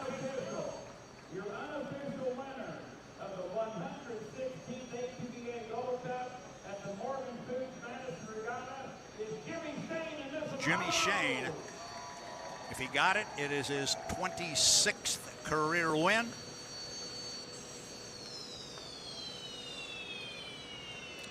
he will be all alone in fourth place, if I believe that is correct. Yeah, his next victory would be his 26th, all alone in fourth place on the all-time unlimited win list. All right, we're going to send it down to Danny Rogers right now, standing by with our unofficial Gold Cup champion, Jimmy Shane. Jimmy, heck of a finish here in the Gold Cup. What gave you the confidence to line up in that one lane? Ooh, well, I had a little bit of experience in lane one in previous years, and I've been able to make it through there. But this is a completely different boat for me. I did not have a chance to run it in lane one in any of the qualifying heats. So I knew the boat was turning well. I knew I was pretty confident with the handling of the boat. We had an issue in heat 3B that we had to fix right before the final heat, and it tore me up pretty good. And I didn't know if I was going to be able to even get back out there and run. I couldn't put any pressure on the wheel. So a couple people got me fixed up really quick, and I'm amazed that we were able to pull it off. Unbelievable. The crew, what they did after that last heat with what they had to do to fix the boat, I wouldn't have been able to drive the way that I did without having the confidence of the team to work on the boat and know that I was going to be out there, not have the same problem as the heat before. That gives me all the confidence in the world to drive the boat hard. Hey. How much better is this finish, knowing you had to fight through a ton of adversity through it? Oh, I mean, it's just new. It's unique. It's different. It's a different boat. It's a different crew. It's a different team. But with guys like Taylor and all the guys on the team, like I say, I had the confidence to go out there and stick it in lane one. I took a couple of horrendous bounces. I was probably about 8 feet off the water at one point coming down the front stretch here. I hope you guys didn't see that. And I was able to get the boat back down, settle it back down. That's when Andrew caught me on that second or third lap. And then I was able to just lock back in and just get back in there and make the turns I needed to make to hold Andrew off. I knew he was coming.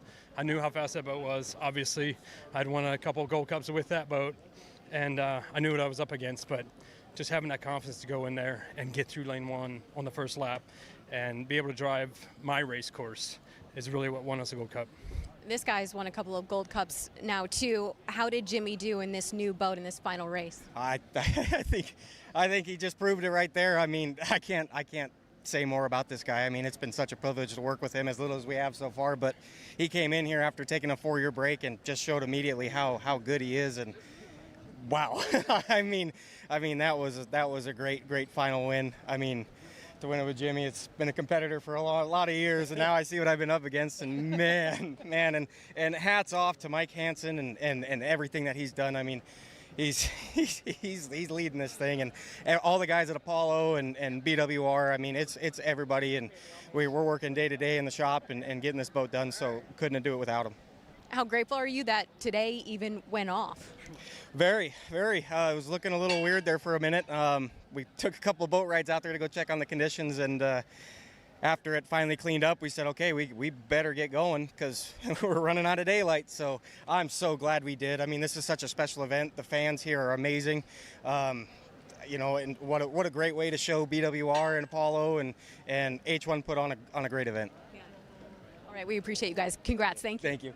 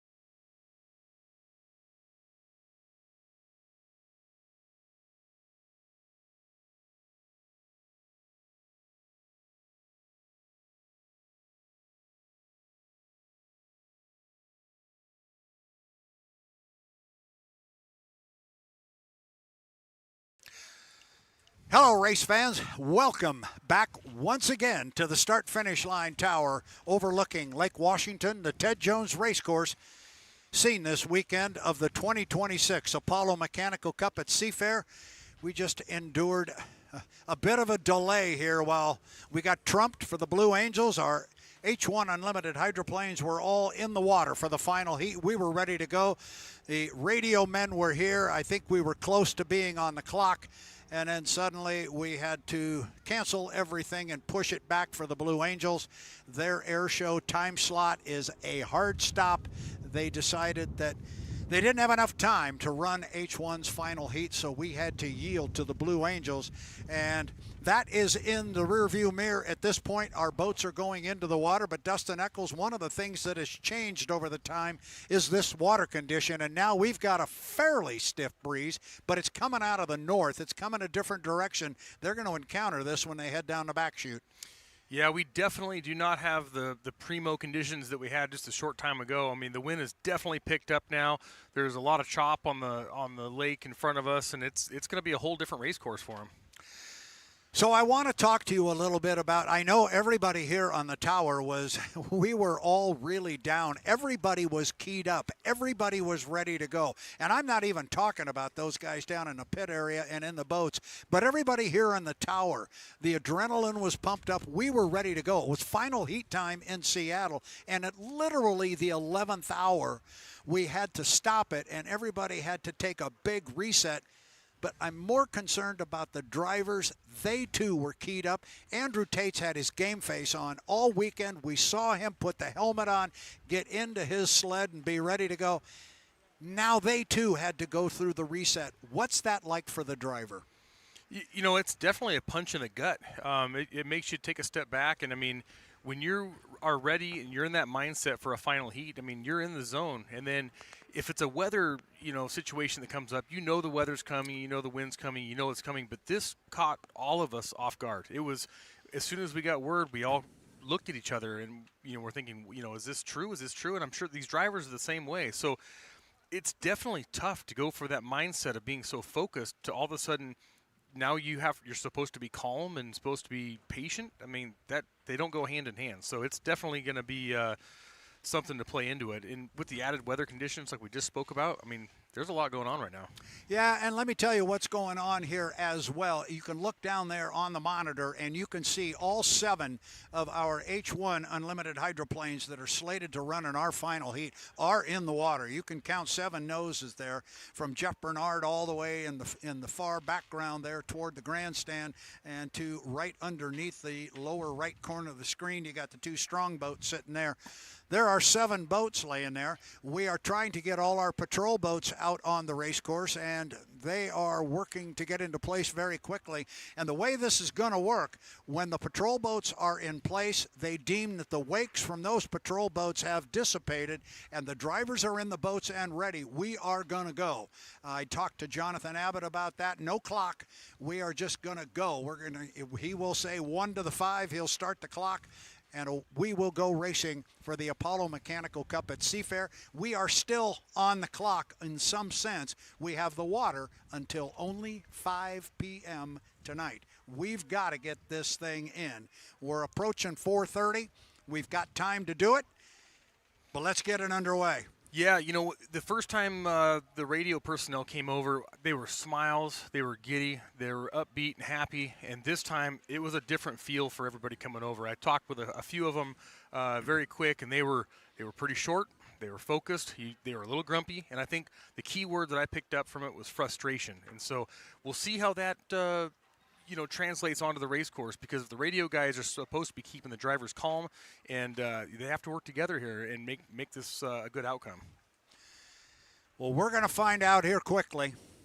We've got a couple of patrol boats right in front of us, and we are on the clock and ticking. So we are coming up on 1:30 to the 5. 6 minutes and 30 seconds to our start. Our patrol boats on the race course. I look up and down. Everybody is in position.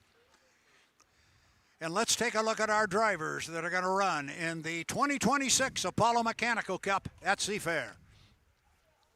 In the trailer position, going to be J. Michael Kelly, not where he wants to be, but that's where he finds himself in the U00. Beacon Plumbing presents Maverick. That is him, second boat from the right, the gold and red one down there. We go to lane 6, going to be Jeff Bernard. He's going to be sitting there in the U12, the Graham Trucking. Jeff would like to be a little further inside, but he's had a good weekend. He likes being on the front row of the final. Then we go to lane number 5, that's going to be the Beacon Plumbing presents Tahoe Miss, and of course that's driven by Corey Peabody. Never had a lot of luck here in Seattle. He'd like to turn it around. Going to be a tall order from lane number 5. Going to lane 4, you're going to see the U11, the Miss FLAV-R-PAC. These guys clearly have gotten so much stronger over the last 2 weeks. Could they pull something off here from lane 4? Tall order, but stranger things have happened. Going to lane number 3. Now here's a guy to keep an eye on in this one. Dylan Runne, Bucket List Racing, the U40. He put 700 points on the board today. I think he's found the sweet spot in that one. I think he likes that boat. And then, of course, you got the 2 big dogs in there. Jimmy Shane, BWR Racing, the U27. He's going to be in lane number 2. And on the inside, the guy that's had the best weekend of all, top qualifier, hasn't been beaten yet. Andrew Tate going to be on the inside lane, and you can probably pick it up on our microphones. The wind is whipping all of a sudden up here on the start-finish line tower. But we're inside 5 minutes. Boats are coming away from the dock. Buckle up, Dustin Eccles. Final heat of the Seattle Seafair. This is a big moment in boat racing. Absolutely. Yeah, here we go. I mean, everyone's leaving the pits right now, and they have to shake it all off. All the distractions that they just went through and all the procrastination and waiting. It's all coming to a head right now, and here's the final heat before us. All right, 1, 2, 3, 4, 5. I see 5 boats out on the water. We're expecting 7. They will all be here. I'm looking for the yellow and blue. I don't see it, but now I do. It comes away from the dock along with J. Michael Kelly in the U00, the Maverick. So everybody is up and running and out on the race course. And we mentioned the wind. We mentioned the water's getting a little bit rougher. Add into that A, we're going 5 times around. B, we've got 7 boats out here for the first time. They're really going to churn this thing up. Yeah, the 5 laps in the wind, I mean, the great equalizer. If you're on the outside, you have some extra time to get by everybody, but it's that much harder to do it from the outside. And the added laps, I mean, attrition could really take a spot here, and we'll see what happens. And J. Michael Kelly has a big task ahead of him to do it from the trailer boat, but anything can happen out here in the final. We've seen some crazy things happen.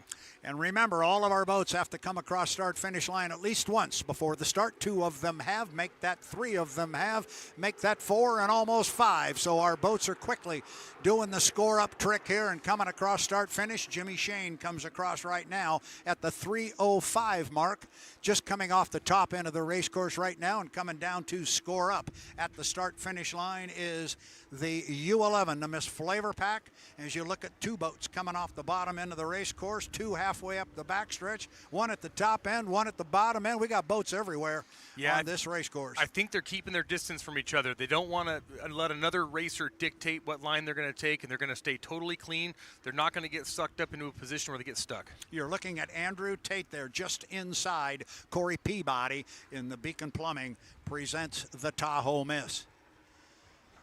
Here's J. Michael Kelly right now in the Maverick coming across the start-finish line. He's just going to wait and fall back and see what happens in front of him, and hopefully a spot will open up. He's got to start 10 seconds behind the clock. You're looking at Corey Peabody in the Beacon Plumbing presents the Tahoe Miss, and he comes across the start-finish line right behind Andrew Tate in the BWR Racing. That's the rooster tail you see just off to his left. That'll be Tater as we hit 2 minutes, and those boats hit the bottom end of the race course. 2 minutes until the start of the final heat of the 2026 Apollo Mechanical Cup at Seafair. Jeff Bernard, he's going to be on the outside here, and he's coming across the start-finish line. That's the boat you see on the far left-hand side of your screen. He's coming very slowly across start-finish, and he's just going to cruise on down, stay wide down there in the lower end, and he knows he'll be on time. He's down there at $1.30. Now you're looking at Jimmy Shane. He is going to be sitting in lane number 2 in the Miss Apollo, and then next to him is the U11 Miss FLAV-R-PAC and Jamie Nilsen. Nilsen will be in the 4 lane. Shane will be in the 2 lane. and in between them will be the U40 Bucket List Racing. Now we got boats coming down the front straightaway here with some authority. These guys are going to slot and get in their positions. Boy, this is it. 7 H1 Unlimiteds on Lake Washington. The tradition continues. It began in 1951, and now we're going to crown a new champion and another chapter in Seattle Seafair history. It's a beautiful afternoon. It's a beautiful sight. 1, 2, 3, 4, 5, 6, 7 boats, and we are inside a minute. We're inside 50. We're at 40 seconds. 40 seconds to the start. Jeff Bernard is halfway up the backstretch. He's going to be on the far outside. He's okay. He'll be able to get his run at the line any way he wants it because he'll be on the outside. You want to time it right. Bring your boat to the line with full boat speed, and don't jump across that line too soon before the clock hits 0. You don't want that to happen, but you don't want to be late either. 18 seconds, Dustin. Yeah, they're right on the money. Here we go. We got a full house and they're out there on the field, and you don't want to be late to the party. Well, here they come off the top end of the race course. Who's going to time it right? We're down to 5 seconds to our start. We are 3, 2, 1, mark. And I think it's clean, but we'll wait until we hear it. And that's Corey Peabody in the Beacon Plumbing presents Tahoe Miss. He got the jump on the clock, but man, has he got a lot of speed off to his left. And Tate and Shane got really close together down there. But it's Tate and Shane again right on top of each other. They almost touched, and they're almost touching now. The start was clean. The start was clean, and it's Andrew Tate and Jimmy Shane flying down the backstretch. And it looked to me like Andrew Tate actually opened up a little bit of water on Jimmy Shane when they came off the exit pin, Dustin. He had really good acceleration. Oh, deck to deck. Jimmy Shane did not leave him an extra inch. He was right on his hip, but Andrew Tate, he didn't back down. He kept it pin and painted those turns. Here we come. Look at this. Andrew Tate has opened up water on Jimmy Shane. He doesn't have a rooster tail on it, but it's starting to get close to that, Dustin. It is, yeah. Jimmy Shane is not going to give up right now, and Bucket List Racing U40, they're not falling back very far either on the outside. Right now, though, less than a rooster tail back. Jimmy Shane on the outside. Andrew Tate's going to lead him out of turn number 1. Andrew Tate, he's got a lead. He's got about 3/4 of a rooster tail on teammate Jimmy Shane. In the Apollo, he is running second right now. Andrew Tate, he's been focused all weekend. He's a lap and a half into this 5-lap final up to the top end of the race course. Jimmy Shane took a big hop. He skipped quite a bit of distance. You saw the big hole in the rooster tail there. Now Shane takes him out, or Tate takes Shane out a little bit wider. He's trying to hide the buoys from him as best he can, Dustin. Yeah, absolutely. Tate's doing a good job of hiding the race course, but look back at 3rd and 4th. Dylan Runne's doing the exact same thing to the U11. He's pushing him wide, and Jeff Bernard's looking for a spot on the inside. Yeah, Jeff Bernard is working hard on the inside. He's gotten around Corey Peabody. We got great racing back in the pack, but we don't want to keep our eye off our leaders too long as Andrew Tate comes off the corner. Not much has changed with our 1st and 2nd place boats, and if it has been Andrew Tate opening up maybe a little bit more water on Jimmy Shane. But there's great racing for 3rd, and it is Jamie Nilsen trying to make a move on Dylan Runne, but keep an eye on Jeff Bernard. Man, they are all three tied together. Like you said, out front, though, Andrew Tate not gaining much ground, but holding him right about a rooster tail back. But for 3rd, 4th, and 5th right now, look at Bernard diving to the inside. He's trying to make a move. He is trying to make a move. Here comes Andrew Tate. He has got 3 in the book with 2 to go, but now it looks like Shane's starting to close up a little bit of ground on him. We'll keep an eye, but Shane made up ground on the front straightaway. Jeff Bernard is driving the daylights out of the Graham Trucking. He is inside Bucket List and the U11 FLAV-R-PAC as they go down to the lower corner. What a race for 3rd, but Andrew Tate is still holding off Jimmy Shane. This is lap number 4. It's also a whale of a final heat. Oh, yeah, Andrew Tate's letting it all hang out on that back straightaway along the log boom. He was hanging it way out there. Jimmy Shane is starting to reel him in just a little tiny bit. But look at the U11 on the outside. He's within a half a rooster tail of the U40, and Jeff Bernard not giving up on the inside. Man, not this is crazy. Not giving up at all. Great corner off the top end for Andrew Tate. He opened up some ground on Jimmy Shane. This is it. This is the white flag lap. They have got the white flag, 1 to go. Tate still got a full rooster tail on Shane, and he's going to try and hold him off for 1 more lap. Meanwhile, a race for 3rd, and it's a dandy. It is still Dylan Runne holding off the U11 Miss FLAV-R-PAC and Jamie Nilsen, but tucked on the inside is Bernard. Great racing for the podium spot in 3rd place. We'll keep an eye on that up the backstretch. And we got a dead even heat back here between the two strong boats. But back up at the top end of the race course, this is the checkered flag lap. Andrew Tate tight to the buoy row. He's just got to negotiate the north turn and bring it down. Dead even on the back straightaway. The U11 pulls ahead of the U40. Wow, he does on the outside. But right now, here is your leader and your winner of the 2026 Apollo Mechanical Cup at Seafair, Andrew Tate, BWR Racing, second place to the Apollo U27. Look at the top end of the race course. Three boats, side by side by side. It's going to be really close. Dylan Runne, bucket list. U11, Jamie Nilsen, and it is Dylan Runne. Dylan Runne for third place, Jamie Nilsen in fourth, and Jeff Bernard was tucked back there in fifth. Our sixth place boat coming across right now is Beacon Plumbing, presents the Tahoe Miss and Corey Peabody. And our seventh place boat coming across just now slowly is J. Michael Kelly in the U00. Beacon Plumbing presents the Maverick. I don't know that I've seen maybe ever that much exciting racing all over the race course. I'm out of breath. I mean, the only way that I can describe that final heat was incredible. I mean, it was one of the craziest finals I've seen.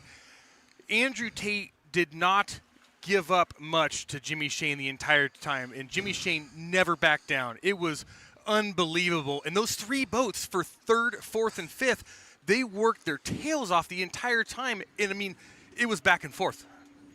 Yeah, and I'm calling the leaders going up toward the top end, and I could see you out of the corner of my eye. You're pointing, and I looked over there. They were three wide, and they came off the top end three wide. And it got so tight down in turn number 2 for Jeff Bernard, and I almost thought he was going to go through the rooster tail and go over, but he had just enough room, and he had such a good turn down there, and that's the only way he was able to keep it from going through the rooster tail. It was absolutely incredible. And the boat speed from Dylan Runne, you know, the U11 got by him on the outside, and Runne never gave up. He just let it all hang out, and it was a drag race to the finish. Wow. I've said it a couple of times before. I think I said it last weekend a couple of times, and even this weekend I'll say it again. If you didn't like that particular heat of boat racing, I don't think hydroplane racing is your sport. You might want to find something else. Here's our unofficial finish order on the water. The unofficial 2026 Apollo Mechanical Cup champion is Andrew Tate, and we are being told he is clean on the water. He is clean on the water. There may be something behind it, but right now, our number one boat that you're looking at right there, U1 BWR Racing, has been cleared on the water by our H1 officials who are down to our left. They are looking at the monitors just to make sure they understand everything. But I want to keep an eye there on Andrew Tate. Last year he got out, and I think it was more a feeling of relief when he won here. This time, I think it's going to be a little bit more jovial down there. I think he's going to feel pretty good about this one. I think the elephant is finally off his back. I think he's going to be a happier guy. And there he is. He gets out and waves. Honestly, I'm still expecting more out of that guy. Some bigger he's smile. Tired. But he's happy. You can tell he's happy as he shakes hands and congratulates his crew members. Think back to the first turn 1 of that heat, Brad, and how tight on his outside hip Jimmy Shane was. I mean, he did not give him, when we say inches, we're not exaggerating. There was inches in between those two. It was incredible. I thought they touched, and they stayed that exact way all the way around turn 1. It was insane. Yeah, that was mighty close. I thought maybe they bumped around the apex of turn 1, and then they came off the corner. They were right there again, and they accelerated, and neither boat was going to give the other guy an inch. No, a lot of times you'll see a boat correct to try to put some distance between the two boats, and both of those guys, I guarantee you, they're looking out the side windows at each other and saying, hey, I'm not backing down if you're not backing down. Yeah, if you think you're going to shame me here into slowing down, it's not going to happen. Wow, what a final heat of the 2026 Apollo Mechanical Cup at Seafair. Our unofficial winner is the boat on the left there, the gold, black, and white of BWR Racing, and Andrew Tate. Man, what a finish. And I am blown away at that race for third, fourth, and fifth, because those guys, usually you'll see somebody that's in the back start to just back out, give up a little bit. I think they did the opposite. They started pushing harder and harder and harder, and as the race continued on, Jeff Bernard, he never gave up. And Jamie Nilsen on the outside, I mean, he flew that boat more than he drove it. If you look on the very far edge of your screen there, that is Jimmy Shane on the dock. He just walked off the dock. He was fist bumping everybody, and then his kids got to him. Those of you watching on the live stream, it was right on the right side edge of your camera. He has stepped off to the right now, so you can't see him anymore. And there is the unofficial winner of the Apollo Mechanical Cup at Seafair for 2026, the U1 BWR Racing. If he can pass tech inspection, he's already cleared the water. If he can pass tech inspection, that'll be 2 in a row for the young man. Wow, yeah, what a great season so far for that BWR team. And I'm so glad that all the drivers came through. They beat this wind. As soon as, that delay happened and this wind started picking up, I had a knot in my stomach. And I started thinking, oh no, we waited too long and this is what's going to bite us. But those guys, everybody on the race course did a fantastic job of driving smart, staying, within their means, and just running a perfect race. It was a lot of fun to watch. It was an awful lot of fun to watch. I don't know what our camera crew was doing, because we were talking about this race and that race, and I know they're trying in the truck to keep up with us. And you guys down in the truck, I know that was difficult. You were trying to show us who was out front, and we could see that, but then we talked about other races, and that was just a lot of fun. I think you and I wore a hole here in the floor between us of looking back and forth. Pretty crazy. It was. I think our Danny Rogers is standing by with Andrew Tate. Let's see if we're right about his reaction. Danny, take it away. Andrew, what gave you the confidence that your boat could work that inner lane this entire race with, of course, Jimmy Shane on your coattail? I've done it before, I guess, is the easy answer. But, I mean, the equipment is just top-notch. It's a fast boat, a great team. Had a couple hiccups, one in Madison that kind of cost us a race. And then, again, in Tri-Cities, we had a little bit of a hiccup too. But it's nice that we could put one together. And confidence was there, I think, no matter what. That boat hasn't been beat here since 2024. And I made it a point not to say it out loud until the end of the weekend, but I just couldn't be happier. Thanks for everyone for sticking with me and believing in me, and I'm glad I could bring it home for them today. What kind of exhale can you take after getting your first race win of the season here, and on a lake you won here last season too? Well, you can't win them all. We know that. We're all competitors. We all want to win them all, but you just can't. That's the nature of sport. And yeah, to be honest with you, I have high expectations for myself, this team. I know what everyone's capable of. I know what the boat's capable of. And when it doesn't come together for one reason or another, it might be easy to get down on yourself. But boat racing is the highest of highs and the lowest of lows. Just keep your head on straight and try and get it done. This is a huge day for you. You can now go home and tell your dad you have more H1 Unlimited wins than he did. Did that cross your mind at all this weekend? No, I'm not going to tell him. You should call him and tell him. He'd probably appreciate that more. Appreciate it, Andrew. Thank you. Thank you. I like that. And he's always said, he doesn't look at those sorts of things, talking about the fact that he now has one more win than his dad. But that was a good answer. I think this was a happier Andrew Tate, and I think Danny did a good job when she said something about, can you exhale now? He's been wrapped so tight all weekend. He hasn't been the normal guy. I don't know that I've ever seen him that focused, and maybe a big exhale tonight would be good for him. Yeah, if I know Andrew the way that I think I do, I don't think he's going to exhale yet, because there's still another race ahead of him. And it's just like winning a heat race right now. This is a small victory in his mind, but he's got a bigger task ahead of him. We'll have to sit back and look at the national high points and see how that's looking. But I can promise you it's pretty darn tight right now. He's got a big focal point coming up here in a few weeks. But he's now cracked the nut. They yes, got he him. has. He beat him. And he didn't just beat him in a preliminary heat. He beat him in the final heat when the big marbles were on the table. So I think that's a big deal for them. And I think H1 Unlimited as a whole, I think they showed very, very, very well this weekend. All our boats started. All our boats are going out of here in one piece. That's a good thing. And they put on a great show on the water. The competition was excellent. And I think Seafair can be very happy with this product. We got Danny standing by with Jimmy Shane. Let's go to that now.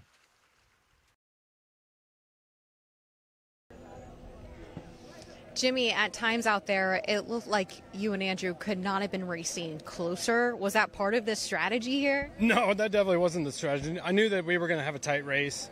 I knew that lane 1 was going to be really hard to overcome with Andrew being in there, especially with 7 boats out on the water, the rough water. I kind of said we've been testing for it all weekend long, and I think the boat performed really well. I made one slight error on the first lap, and I think that's what cost me being a little bit closer to Andrew on coming around for that second corner on the first lap. But I got it corrected. I got the boat straightened out.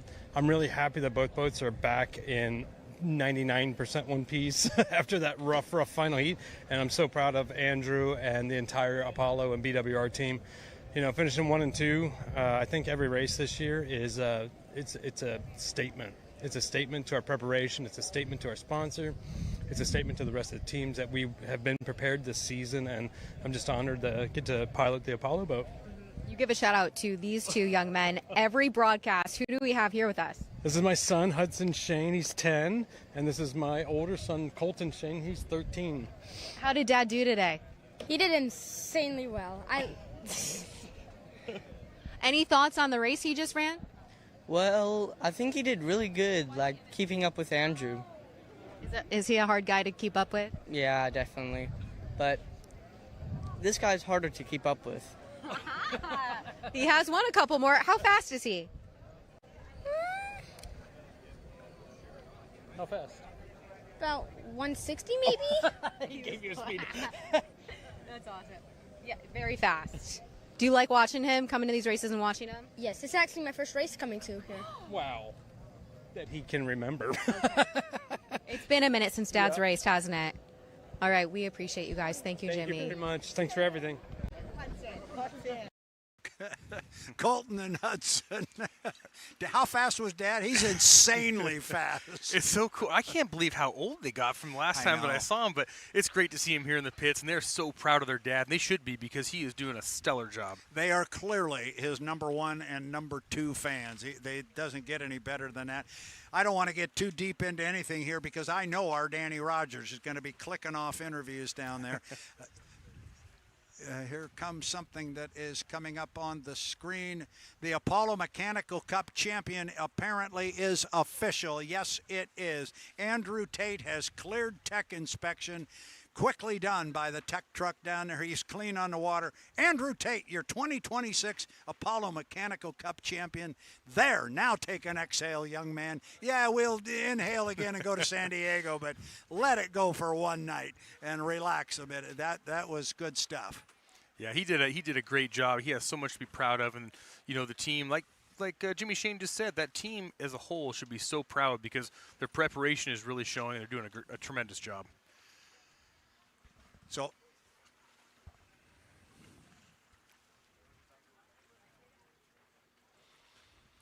So they're apparently still looking at some footage with the positions behind Andrew Tate, but that's some of the changes that were brought to the table by Jonathan Abbott and his crew. Let's clear that first person. Let's clear that first boat if we can. And if we have to look at some stuff on the other positions, let's get that champion out there for our fans so they don't have to wait too long. Very quickly done, Jonathan Abbott and his team up there. These guys are still working. I see them down to our left, and they're looking at a lot of tape. But right now, Andrew Tate. It's probably good that Danny's taking a little bit of time to get to the other drivers, too, to speak with them because they have to be out of breath. The way that those guys were working back there for 5 consecutive laps like that, and, they're going to be so tired tonight. And, hopefully they can all do their own celebration because they deserved it. So we're just hearing in our ear now that Jimmy Shane and the U-27 of Miss Apollo has cleared the tech truck. So first and second place are official. So it is official now. First and second place have cleared tech. Just waiting on our third place. And want to tell our fans that are here on the shore, we do have an award ceremony taking place in the pit area. I'm going to make an assumption that the pit area will be open to the public. You can come on in. There's a big made stage in there. Yours truly is going to give up there and get some hardware and give it away. And as soon as we know our top 3 finishers, I'm going to get on my horse and ride to get down there and hand out some hardware. But first and second place is taken care of, and I think it's been the same two boats all three races. But we got a new winner this time, and it is Andrew Tate, BWR Racing, U-27 Miss Apollo is the second place boat. Jimmy Shane, 2 firsts and a second. And now for Andrew Tate, it's 1 first and 2 seconds. It's impressive. It is. It's really impressive. I mean, the way that they've done it, too, it's been pretty commanding, you know. But it shows you those wins have started off with starting the weekend off right. And we saw today how the points really boiled down. And, I mean, between, I think it was 4th, 5th, and 6th, or maybe it was 5th, 6th, and 7th, there was only 2 points between those boats. And I think 4th place, if I remember right, was within 40 points. So it just shows you how important qualifying is. It shows you how important these heats are to get points out of every single time. I mean, it's just, I can't overstate it. Yeah, that's one of the things we wanted to do with the new race format, and I say we being part of the H1 board and part of the decision making and the discussion, we wanted to tie everything together. It used to be that you could just limp your way into the final. You could be the 6th boat in points and get into the final after a not very good weekend, but you still had an equal shot to win because you might fight for and get an inside lane, and then you're off to the races. But we wanted to tie everything together and make every heat and qualification lap count, and I think we saw that play out this weekend and last weekend. Yeah, you basically have to go out there with the mindset of, I'm going to run the guts out of this equipment every single time it touches the water, and I really hope it all works out and I can get on that front row in the final. And, you know, in the final, it just makes it to where the fastest boats are there. The guys that worked the hardest and everything went their way, they are there. And if you want an inside lane, you're going to have to earn it. What a day of racing. We had the disappointment of getting pushed back behind the Blue Angels, but at the end of the day, it was worth the wait. The show was tremendous, and I'm really proud of H1 Unlimited, and I'm proud of all our boats, teams, crews, drivers, everybody. They did a great job this weekend. Yeah, absolutely. And I think there's going to be a lot of happy people down in the pits. I mean, even, you know, it wasn't some of these teams' perfect weekend, but they have a lot to be proud of. And you can see that as they get off the boat and they're all high-fiving, they're all giving hugs and stuff. And, you know, no matter how you finished, you did a great job and you really earned it, and you deserve a lot of respect here. So that's the story of the 2026 Apollo Mechanical Cup at Seafair. We're just waiting now to clear boats through tech inspection. And we heard, I'm just asking, correct me if I'm wrong, we heard that it was clean on the course for the first 2, but we haven't heard, have we heard it was clean on the course for all the rest of the boats or just the first 2? Are they reviewing that also? I'm not quite sure. Okay. I believe I heard it was clean on the course for the first 2. I believe that is correct. Okay. I think you've got it right, Dustin, that they're clean for the first 2. So they have a lot of different footage that they like to go over, and being a 5-lap final heat like that, they want to go over and make sure everything is legal so they don't miss something, because once it's in the books, it's in the books, and they want to make sure they get it right. So I can appreciate that. So we're still awaiting word on our 3rd place finisher.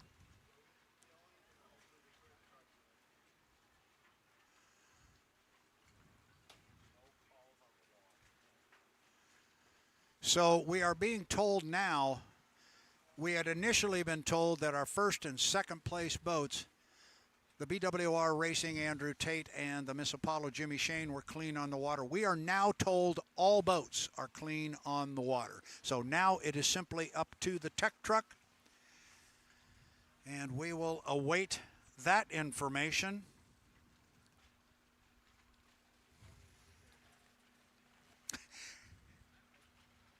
We understand our Danny Rogers is running to catch up with Dylan Runne, who's got to feel like that was an awfully good weekend for them. Oh, he did great. Yeah, he earned it, but he got it done. He did get it done, and he did earn it, and boy, he earned it the hard way. But he had to work for that 3rd place finish, but he got it because Jamie Nilsen took it away from him up the backstretch on lap number 5, but he grabbed it back at the top end and brought it home.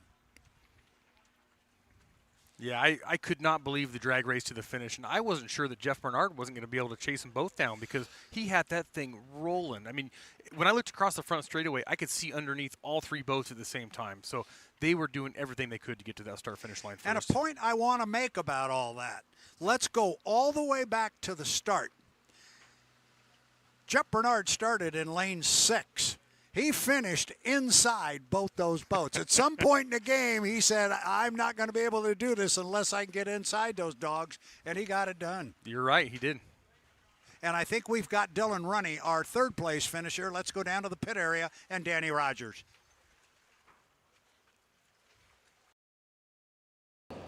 Dylan, unofficial third place on the water right now. What kind of conditions were you driving in? Man, that was some of the roughest water I've ever raced in before. Honestly, this place makes for some great racing. Super happy that the fans got a great race. Congrats to Andrew and the BWR team. Great win for those guys. Man, I was just trying to hang on back there. The 11 and the 12 were coming hard. I was having a little bit of trouble getting the boat over the stuff, but we're able to hang on to it to the finish there. So super pumped for the team. They've worked so hard. It was a good recovery today. We had a really hard Saturday and kind of did some reflecting last night, came back focused, and I think it was a good result for the team. Able to pick up one heat win here this weekend. What's the thing you're the most proud of after today? Yeah, honestly, just responding to a rough Saturday. This team has been working really hard to make this boat right for me. I can't thank them enough. Kelly and Sharon Stocklin, they put their faith in me to bring them back this year and stuck with me through a couple hard weekends there. So just super proud of the team, super proud of the first place. I think it shows that this boat can win, and we're knocking on the door a little bit. What's the timeline look for you between now and San Diego? What are you doing? Yeah, we're going back to work. It doesn't stop here for the bucket list team. We have some improvements to be had, but I think we have 6 weeks off and a little time to regroup, and I think we're going to have something for everybody in San Diego. We appreciate it. Thank you. Yeah, thank you, guys. He definitely came back focused this morning, and when we saw the interviews, he was pretty stoic, but there's a smile on that face now. I think they're pretty happy with how the day went. They got a first, a second, and a third. Yeah, and he should be happy. I mean, that's a great outcome for the team and for himself. And I mean, you could definitely hear it in his voice. There's a little bit of a little confidence back in his voice. He's feeling good. And he drove the boat well, and they have a lot to go home and just kind of, like you say, take a deep breath and just reflect on the weekend. And they made some giant improvements from last weekend. I mean, in going back to Madison, these guys are getting a lot better. Yeah, and I've got to think when he crossed the finish line, he's got a boat on his left and a boat on his right, and they're both coming. And I understand Danny Rogers has got Jamie Nilsen. Let's go down and hear from Jamie.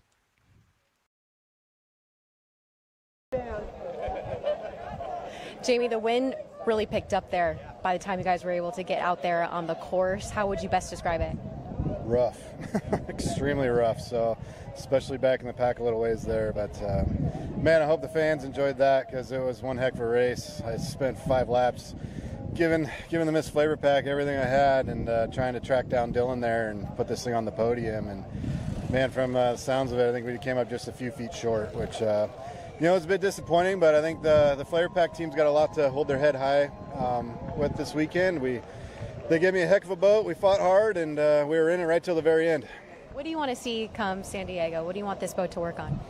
Probably just keep progressing. I mean, I think we're on a really good trajectory, and it'll be nice to have some time off to really keep progressing what we got going. So I'm looking forward to a little bit of time off, let the body heal after 2 weeks in a row. But, looking forward to getting down to San Diego. And, Miss FLAV-R-PAC, she likes the end of the straightaways, that top end. So we're pretty excited to see what we can do on a big, giant course like that. We appreciate it. Thank you.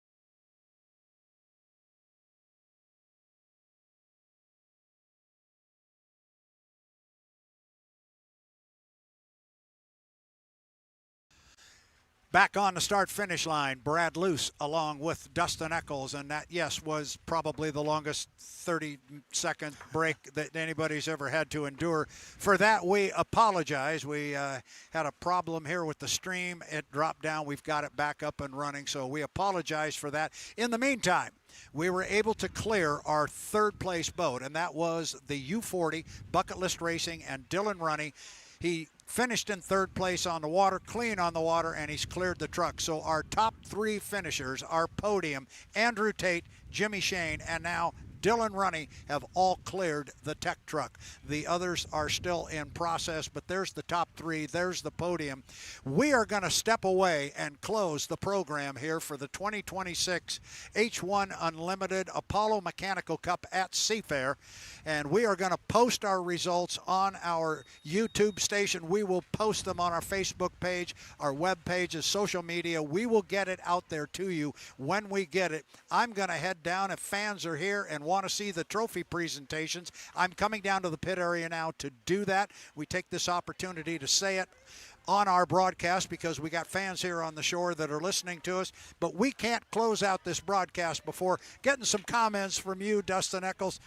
Comments on the whole weekend. What'd you think? What a weekend. You know, it was a marathon.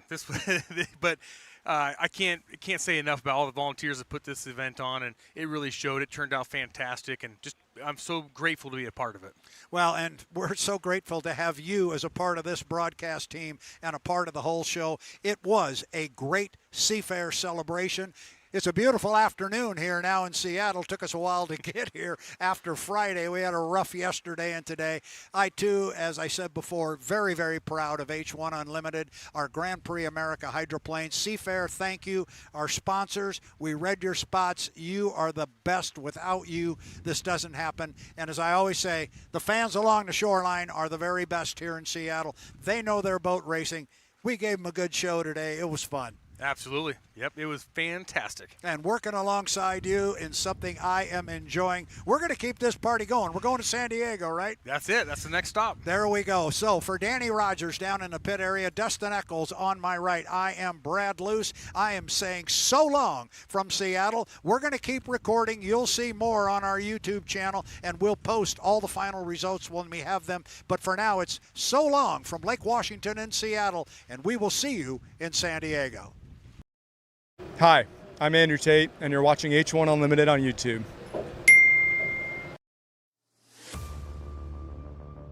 H1 Unlimited Hydroplanes. The world's fastest race boats. 10, 9, 8, 7, 6, 5, 4, 3, 2, 1.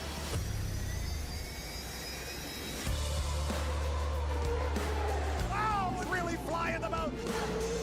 It doesn't get any better than that. They are going to be side by side.